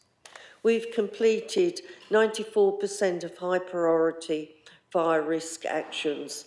Medium and low priority works are progressing. I would note that we need to see a drop on the fire risk assessments at the end of 24-25 due to the point in time. It is now back to 99.8%, with one outstanding assessment. Following advisory board feedback, future reports will separate overdue actions from those still in timescale to provide clear assurance, both for tenants and for the regulator oversight. I recognise that damp, condensation and mould is of particular interest to Cabinet colleagues. with more detail in the report. We are proactively managing damp and mould. We identify DCM cases through as many ways as possible, direct with tenants when we carry out tenants audits and through our annual TSM survey. 224 live cases are being addressed, with emergency treatments completed within 24 hours where required. We're preparing the Abwell's law and procuring new RICS accredited surveyor capacity. Work is also underway to improve how we track and report on timescales for case resolution. Tenant voice. To finish there where I started with our tenants, we continue to enable tenants' involvement in service development. We've co-produced the repairs policy, the damp and mould policy, and the fire safety in communal areas policy. We've restarted estate walkabouts. Tenants are part of the procurement process for our new 35 million external maintenance contract. We have engaged significantly with tenants across the regeneration programme, having been out myself to meet. We've also recognised the Housing Advisory Board, particularly the tenant reps, recommendation to capture new build certification, especially energy efficient performance, and we're building that into our future monitoring. In summary, this report shows the tenant satisfaction improvement, particularly in repairs, maintenance and neighbourhood services. Core landlord services are stable and in several areas exceeding expectations. Safety remains a top priority, and we're actively closing out outstanding actions with continued focus and investment. So for 25-26, our focus will be on sustaining and improving tenant satisfaction and continuing tenant involvement in service design. As discussed already this evening, accrediting the programme for stock condition survey of our stock, continue our programme of fire safety works, enabling new processes to ensure compliance, best practice regarding DCM management, improving stage 2 complaint handling. Chair, to take us back to 1.1 of the cover report that recommends Cabinet to consider. Number 1, year-end performance results, report on damp, condensation and mould, and the measures being put in place to help combat DCM in tenants' homes. Results of the 24-25 tenant satisfactory measures.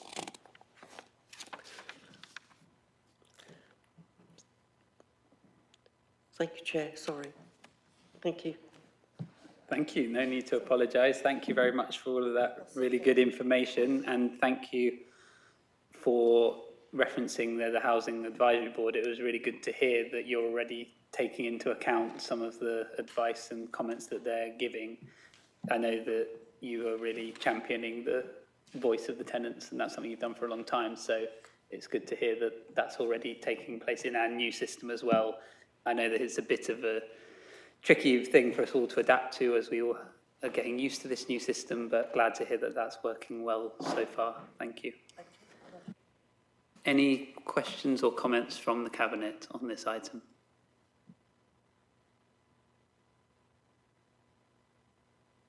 Okay, no problem. All right, Councillor Porritt, would you like to come in? Thank you, Chair. As before, this didn't come to the Performance Assets and Strategy because the papers weren't ready.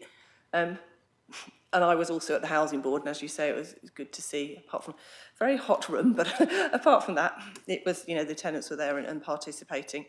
And I think I'd be remiss if I didn't just flag up the fire issues. I know Councillor Bird has already mentioned the high risk are up to 99.9, so that's very good to hear. I just wanted to check about the medium and low, because I think you said also we at the moment haven't delineated within time and out of time, which I know we're moving to, but I just wondered if you could just offer some reassurance, because I'm sure that's the first thing people will ask, because obviously when you say fire risk, you think, ooh. And the other thing, on page 5 of the report, which I think is page 636, at the Housing Board, it was mentioned that the decent homes shouldn't be calculated on the full number, it should be calculated on only the number who've been assessed, because obviously there's some we can't get into. So I just wonder if that could be corrected. It's just on the table, it says there's 38 non-decent, but that's actually out of the stock we've checked, not the total stock. So I thought that would have been amended for now, but it hasn't, so I just wanted to mention that. But yeah, I think it's just really the fire risk, which I know you've covered some of, but I feel as the Scrutiny Committee would probably want me to raise that, so thank you. Thank you. Yes, definitely an important point to raise. Councillor Bird. Okay, I would just say a little, and then I'll pass you on to the officer if that's okay. Right, fire risk, yes, is very important to me. As you know, with flats, we have problems where people put out things outside their front door. They'll put plant pots, mats, or even bicycles. And we've had this before many years ago. I can remember it, and it all came through. And we asked tenants not to do it. And of course, then it slides back, doesn't it? Then they start doing the little bits. So that was something that we desperately needed to do. And that's when we got the new policy out, if you remember a little while back. That's something that really concerns me, because any elderly tenants or anything, if there was a fire, wouldn't be able to get out. So that's how I know the high risk. And I'm just going to ask my colleague, Sam Shaft, I nearly called him councillor, to speak up. Thank you, Sam. To sit somewhere else. Just add a couple of things. The last year has been a significant focus on the high risks and actions, as you've seen. And I haven't got the percentage figure, but it's come down from hundreds and hundreds to 49, which are in flow, in contract, ready to bring down. And we've been working closely with the regulator to make sure that that has been our focus. As you can see in the report, that we're now in a good position, that is in a stable and planned place. And the teams are now working on those medium and low risks and provide some assurance, though they are categorisations that aren't specific to one particular thing, but low risk actions are very much about on the day a bin in the wrong place, or a mat that is causing a trip hazard, for instance, rather than anything substantial. That's where our focus has been for the past year. Just on the decent homes figure, and it's something we've been talking about within officers, there is a particular way of reporting decent homes. I think it's absolutely fair for scrutiny in the future to unpack that, which is, I think, what you're suggesting, and we would be happy to work with you on that. Thank you very much, Sam. Any further comments on this item? No? Okay, we will move to the recommendations. Councillor Moore? Oh, sorry. Yes. Haven't even heard what the recommendations are, and you go for them. You've read them. That's the key thing. Councillor Bird has actually told us what they are as well, so we're all right. All right, are we agreed to these recommendations? Okay, thank you very much. That's approved.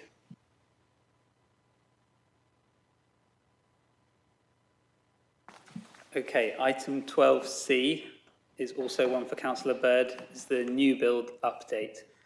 Councillor Jerry Bird. Okay, thank you, Chair. It's not as long this time. So, on the delivery programme, I'm delighted to report that the Cambridge Investment Partnership, KIP, and the Council's joint venture with Hill recently celebrated its 1,000th home delivery at Ellsborough Close. I'm so pleased about that. That's 770 council homes, thank you to both the council and Hills team for the amazing milestone. But we're not stopping there. Since March, 4 KIP schemes have started on site. 84 at Fanshawe Road, that's 45 homes. 70 at ATS Markets, 28 council. 150 at Newbury Farm, 60 council, and 120 council homes at East Barnwell. Finally, I'm really pleased to report that a fully accessible 5-bedroom council bungalow at Kendall Way also has been started on site, which is great news. We're about to start on site with 2 schemes at Paget Road, 4 council homes, and Endeavour Park, 32 council homes. There are 4 schemes we are looking to submit planning for: Hanover and Princess, Eakin Road, Davy Road and Stanton House, totalling over 400 homes with over 200 council homes. The council launched the Cambridge North Framework for Change consultation and has now finished, and officers are working through the feedback and are working towards a Cabinet report for October 25, which will outline the recommendations for the next steps, including any potential investment. Officers will be briefing ward councillors.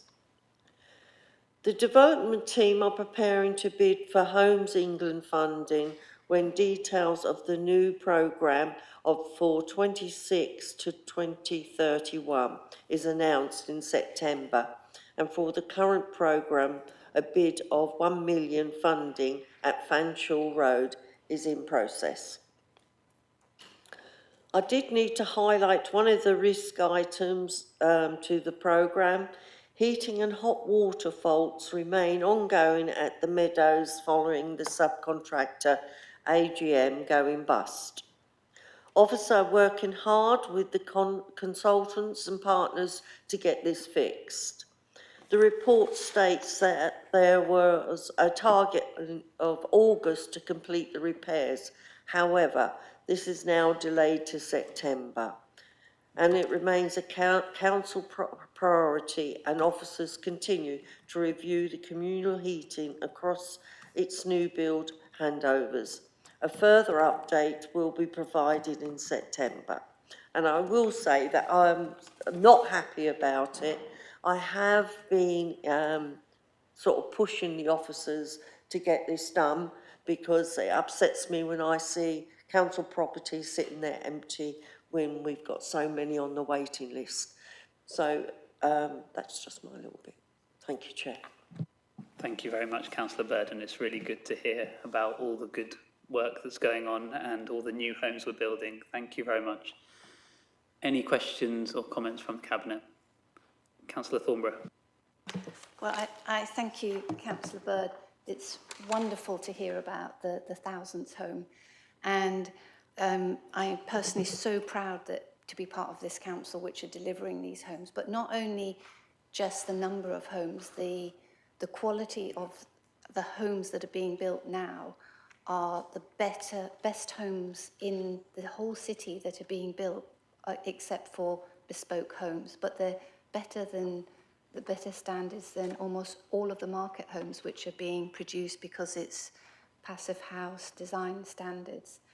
And also, I have residents in Petersfield who've moved from Princess and Hanover Court as a community, so there's a group of them moved to Ironworks, and they are so delighted, not for the fact that they've moved as a community, but the homes are all built to M42 standards, which is equivalent to the previous Lifetime's home standards. So the doors are wide, and it just all works really well. So they're so delighted.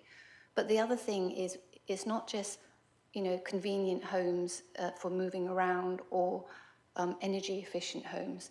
The homes that are being built are truly sustainable in that they're embedded in the communities, and they're providing services to the community. Some might have a nursery, some might have community centres.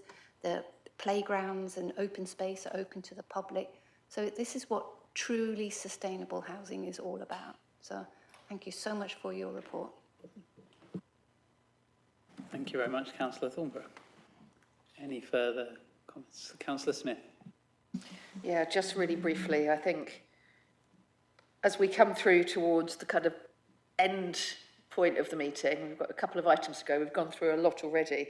It's easy to miss some of the stuff in here, and in this report there are just some things that you want to keep coming back to and reading again, and for me that's, I think it's page 544, which is this fantastic spreadsheet that outlines all the homes that have been built, that will be built, the ones that are being built to Passive House standards, the social rent, the 60% rent, you know, everything is here. It's such a really clear and optimistic piece.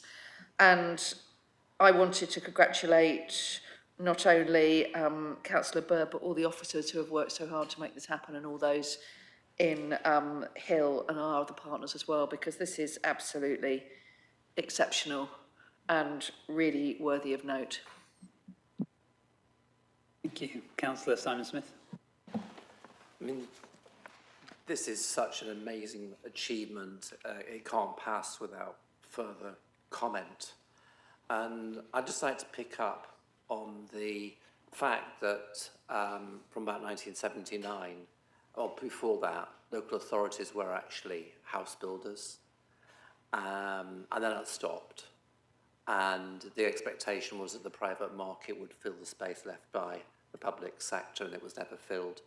And now we're here, more than nearly 2 generations later, facing a terrible housing crisis.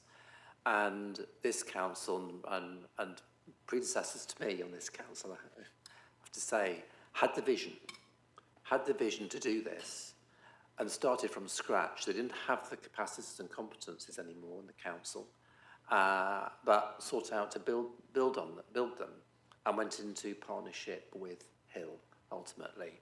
And what a successful partnership it's proved to be.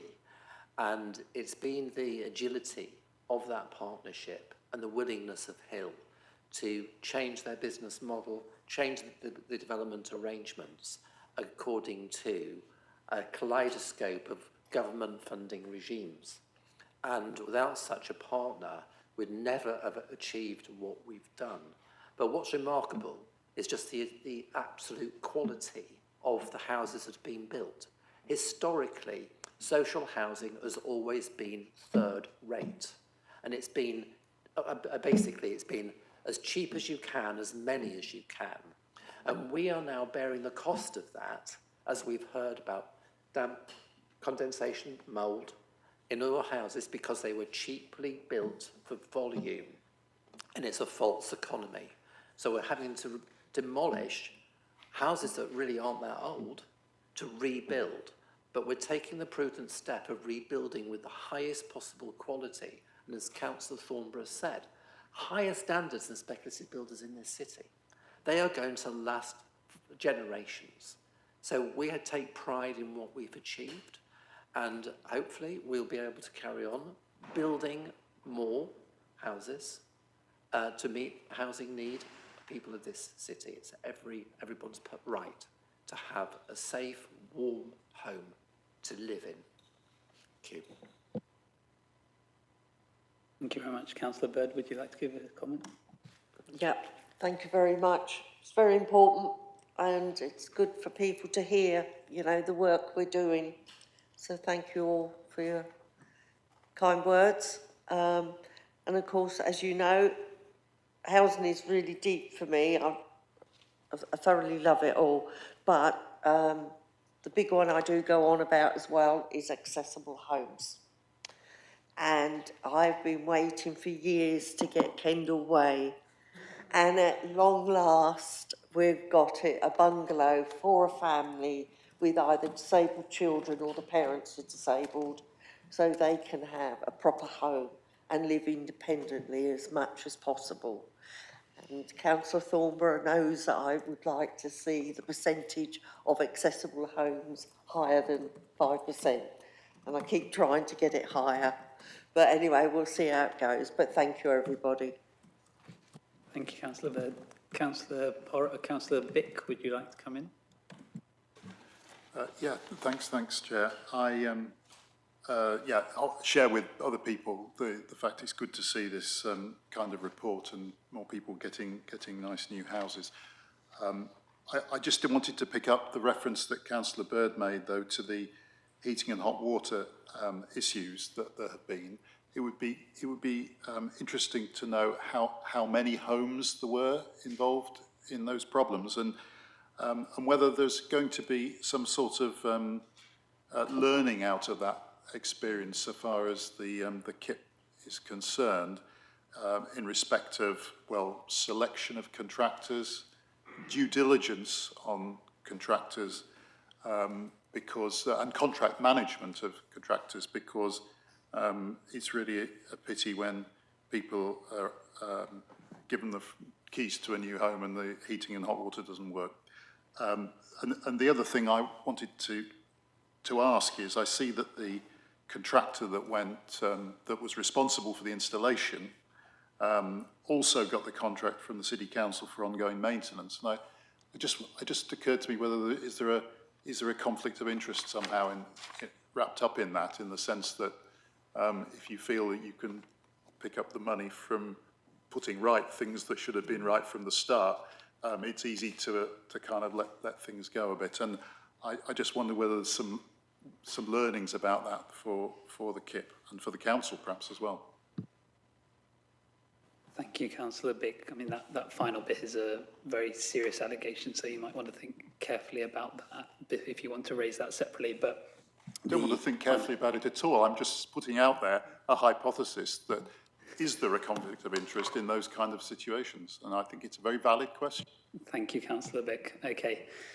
On the wider point, really important points to raise, Councillor Bird has acknowledged that this has been a problem. She recognises it's been very difficult for the tenants. Councillor Bird, would you like to come in? Yeah, it's 56 homes. And don't worry, Councillor Bick, I'm on it all the time. I want them filled. I was hoping that, originally I thought they were starting to move in now. But of course then it went to August, now it's gone to September. So at my next board meeting, I will be having a word again. But Lynn's on there, who might be able to help us as well. Thank you, Councillor. I don't have loads to add to that. I just wanted to flag that I think it is a sort of unfortunate situation with a contractor going bust that we're doing that. They were contracted both to install the system and then to maintain it. We are looking at the lessons for that, but I suppose I would comment that it is a sort of recognised wider problem in the sector, that we are sort of trying to be at the forefront of delivering the most sustainable houses we can do. There are supply chain challenges in doing that, and that's sort of recognised both in the installation and the maintenance. It can sometimes be difficult to get contractors, and that sort of underpins some of the challenges in remedying it. We do believe we sort of have a really clear understanding of the steps that need to be taken to resolve the problem now. So although that's taken longer than I would have wanted, we hope we are well on the path to getting that done now. On that broader supply chain issue, that's one of the things that the new energy and retrofit team will be looking at, which is how can we think about how we use contracting through KIP, but through other parts of our asset maintenance and renewal to really try and grow and strengthen and deepen the supply chain in this area, so that that can be one less thing to worry about as we try and deliver these sustainable homes. Thanks. Thank you very much, Lynn. Councillor Simon Smith. I'm on a KIP board member, and this has been in front of the KIP board, and the main problem was that it was basically an innovative district heating system, that a lot of faults were found with it once the inspectors went in and looked at the system in detail, and it's taken quite a complex technical problem. but we have been full and frank in what we want to happen to address this. But the key lesson learned is that these heating systems are overly complex, and in future we'll be just looking at individual air source heat pumps for properties, rather than trying to involve doing these district heating systems. There are about 22 tenants involved, and that's actually prevented us from letting the 56 homes. A few residents we've had to move into alternative accommodation, and they have been compensated. And as you can imagine, the officers have been dealing with these tenants and developing close communications with them to help them through these problems. But when you consider, when you're building new homes, sometimes you have a small number of snagging issues, and sometimes you have some quite complex ones. And given the volume of houses that we're building, this isn't, in proportionate terms, it's not unusual, and we monitor all of the defects and snagging problems, and we make sure that Hill are all over these issues. That's not to excuse it. We don't want these things to happen, and we're continuously learning to improve, but it is regrettable. Thank you very much, Councillor Smith, and it's good to hear that you and Councillor Bird have been very highly engaged with this work. Thank you again, Councillor Bird. Just to reiterate, 1,145 new homes, absolutely fantastic work. Thank you very much. Okay, we're just going to note this one. Are we happy to note this report? Yep, thank you very much. That report is noted. Okay, we move on to item 13, which is the Cambridge South East Transport Order. Councillor Thornborough, would you like to introduce this report? Thank you, Chair. This item concerns the Cambridge South East Transport Scheme, or CSET, which is a proposal for a busway and active travel route between Cambridge Biomedical Campus and a new travel hub on the A11 at the junction of Babraham Road, which is the AE 1307, with bus stops at Great Shelford, Stapleford and Sawston.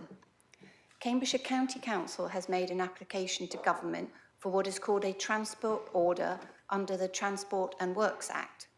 There will be a public inquiry as part of the approval process, and this council will submit a formal response called a statement of case in preparation for that inquiry. We will then work with the county to prepare another document called a statement of common ground in advance of the inquiry, which will start in January 2026 at the earliest. For the moment, we are providing information on progress to date and asking that this council delegates authority to prepare the statement of case to me and the Joint Director of Planning so that it can be completed upon the deadline of August the 8th. So the report actually states that this needs to be submitted in 18th of July, but there has been an extension for that submission to August the 8th. The reason why we are responding has nothing to do with being part of Greater Cambridge Shared Planning, but because we are a local authority in the area of the order and had advised the examination that we wish to comment on the project. The end section of the project is in the city with an on-road route, cycleway and associated landscape along Francis Crick Avenue and the roundabout with Addenbrooks Road. East of this section is within the South Cambridgeshire District Council. The report today provides an update on progress that officers have been working with the Greater Cambridge Partnership to resolve issues raised in the Council's consultation response after the initial Greater Cambridge Shared Planning representation, which was sent to the Department of Transport in March this year. In the representation, points for further work were raised, which we are in the process of working through with the applicant with a view of resolving them ahead of the inquiry. Members will have read in the report and accompanying appendix that the assessment is broadly supportive of the scheme, as the need case sets out how the scheme aligns with the local transport strategy of 2014 and the local transport and connectivity plan of 2023, and is necessary for the planned and future growth of the Cambridge Biomedical Campus, Granta Park, and other science and innovation-based enterprises and housing growths in the south of Cambridge. And I would remind members of the strategic importance of the project to the transport objectives of Greater Cambridge. The report identifies a number of areas that officers are continuing to engage with the Greater Cambridge Partnership on to ensure the schemes achieves appropriate environmental mitigation, and the officers are confident that these can be overcome and will be addressed in the Statement of Common Ground to be submitted as part of the public inquiry process. One that no doubt will have attracted your attention are the concerns about biodiversity net gain, which we are working to optimise, and the important matter of ensuring that construction works do not have a negative impact on our vitally important chalk streams, as both Nine Wells and Hobson's Brook are close to the busway. I can assure you that we will not give our approval to any plan which does not satisfy us that these important areas are fully protected. On this basis, as lead cabinet member, I would like to ask that you agree with the recommendation as set out in the report to allow the statement of case to proceed with the submission. And I would also like to take this opportunity to thank the planning officers who are here today for their hard work in putting this report together and the work, all the work in preparing the statements. Thank you. Thank you very much, Councillor Thornborough, for that detailed update on this really important project. Are there any questions or comments? Okay, I see we have several. Councillor Wade, I think you had your hand up first. Yes, thank you, Councillor Thornborough. I'm reassured by your words, and I note page 712, which refers to Hobson's Brook and Nine Wells. So thank you for that reassurance today. I'm sure we're all glad to read that and hear that from you. Thanks. Thank you, Councillor Wade. Councillor Smart. Yeah, apologies, Chair, I forgot earlier, but I'm a sort of bank employee at Addenbrooke's Hospital, so it's an interest I've got to declare. Okay, thank you very much for declaring that. Councillor Smith, did you have your hand up? Yes, thank you. So, first of all, I'm really, really encouraged to hear that robustness from the city's response around those environmental concerns particularly. I'm really reassured by what you're saying, that if our concerns aren't met, we will not be supporting the scheme. And I think that's really important that you've laid that out in that way, and thank you for that robustness. I just wanted some reassurance as well that we will continue to fight for future-proofing of the designs of those busways. So, current busway that we have in Cambridgeshire already, it's a very different beast. It was built a while ago. It had very much that process of, we're having a busway, that's it, concrete, done. Whereas the technology now allows for busways to sit much more lightly, but also to change. So you could have a busway that could then be set up for trams or for light rail, for very light rail, for a whole load of future-proofed systems. So just would like that reassurance that we will continue to argue for ensuring that this is future-proofed. Thank you. Yes, we are expecting an environmental report on the impacts of the biodiversity and concerns about the protection of Nine Wells and Hobson's Brook, and that will be coming out very soon. The future-proofing of the route has been raised many times in the Greater Cambridge Partnership, and I raised it in the Assembly, which was chaired by for many years by Councillor Bick, and that was taken on board, and it's really, really important. I don't know specifically about the construction section of the guided busway, but I know that that point has been made very firmly, and I hope that's been taken on board, but I can specifically find out about the section and making sure that there is flexibility going forward, because we don't know what the technology will be, and there's a really interesting autonomous bus, which has just started in part of Cambridge. I know a family who took their children there for a special outing on an autonomous bus recently. So it's a really good point and very important. Thank you. Thank you very much. Are there any further questions or comments from the Cabinet? Are there any questions from the opposition? Thank you very much. Okay, we will move to recommendations. So for this one, we've got 2 recommendations. One is to note the progress on resolving the outstanding matters raised by the Council for further work and dialogue with the applicant. 2 is to delegate authority to the Joint Director of Planning in consultation with the lead Cabinet Member for Planning and Transport to finalise and submit the statement of case based on the report within Appendix 1. Are those recommendations agreed? Those are agreed. Thank you very much. We now move on to item 14, which is S106 projects. I'd like to ask Councillor Todd Jones to introduce this item. Thank you, Chair. I'm conscious of time, so I'll be brief. This is seeking approval for use of generic and specific Section 106 contribution for 3 capital projects. I'll just briefly say a little bit about each. So, Chesterton Indoor Bowls Club, 80,000 under Section 106 indoor sports contributions. Last of a series of grants to improve facilities and also allow for diversity use. So particularly refurbishing outdated changing rooms and utilise rinks 7 and 8 for other uses such as table tennis, potentially short tennis and strength and balance classes. Kelsey Kerry Sports Centre, 60k for, again, Section 106 indoor sports contributions. This is to expand climbing and bouldering wall into an adjacent room, the old squash court. Also generic Section 106 funds for a new purpose-built studio for a range of classes. And finally, the Guildhall main and small halls, 7,000 Section 106 community facilities funding. This is a request from our cultural team for community funds to upgrade audiovisual kit, including storage facilities. And there's also an appendix to the report, and that is noting completed and in progress Section 106 projects. I think this was requested by members last January. Thank you.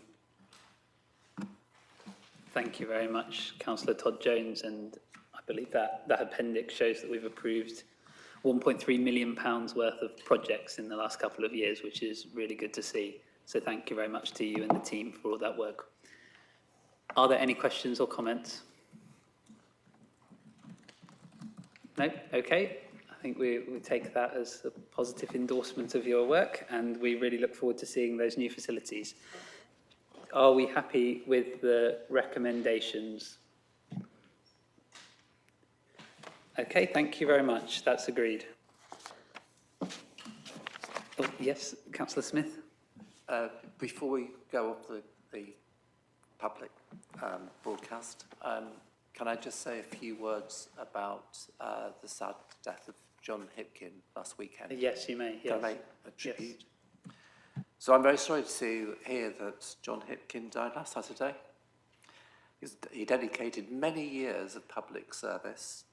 He was a city councillor for 29 years, from 1992 to 2021.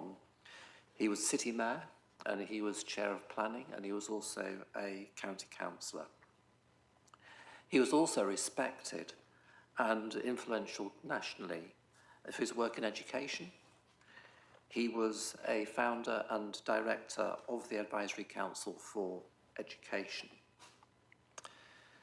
I'd just like to say what Lewis Herbert said when he stood down from being a councillor. He said, "John cares deeply about Cambridge and was always thought-provoking, able to influence an audience and well worth listening to and heeding." He was a Barnardo's boy, which makes his achievements all the more remarkable. He leaves a very devoted wife, Marie Louise, and 7 children, and our thoughts are with them at this time. Thank you. Thank you so much, Councillor Smith, for that tribute, and we'd all like to send condolences and very best wishes to the family and friends of former Councillor John Hipkin. Okay, we will now move on. Sorry, Councillor Bird, did you just want to say something? Yes, I knew John very well as well. Nice guy. And of course he was mayor as well, as we all know. But I've got a card here, so if anyone wants to sign the card, they're quite welcome after the meeting. Thank you. Thank you very much, Councillor Bird. Okay, we will now move on to the final item. This is an exempt item, as I mentioned previously. So in order to discuss this Grafton East item meaningfully, we will need to move into an exempt session. So we will exclude the public and the press. I move that we do that. Do I have a seconder for doing that? Councillor Moore, thank you very much. Cabinet, are we agreed to move into exempt session? Thank you. In that case, I'll ask that the broadcast is stopped and that any members of the public or press who are present, please excuse themselves from the meeting.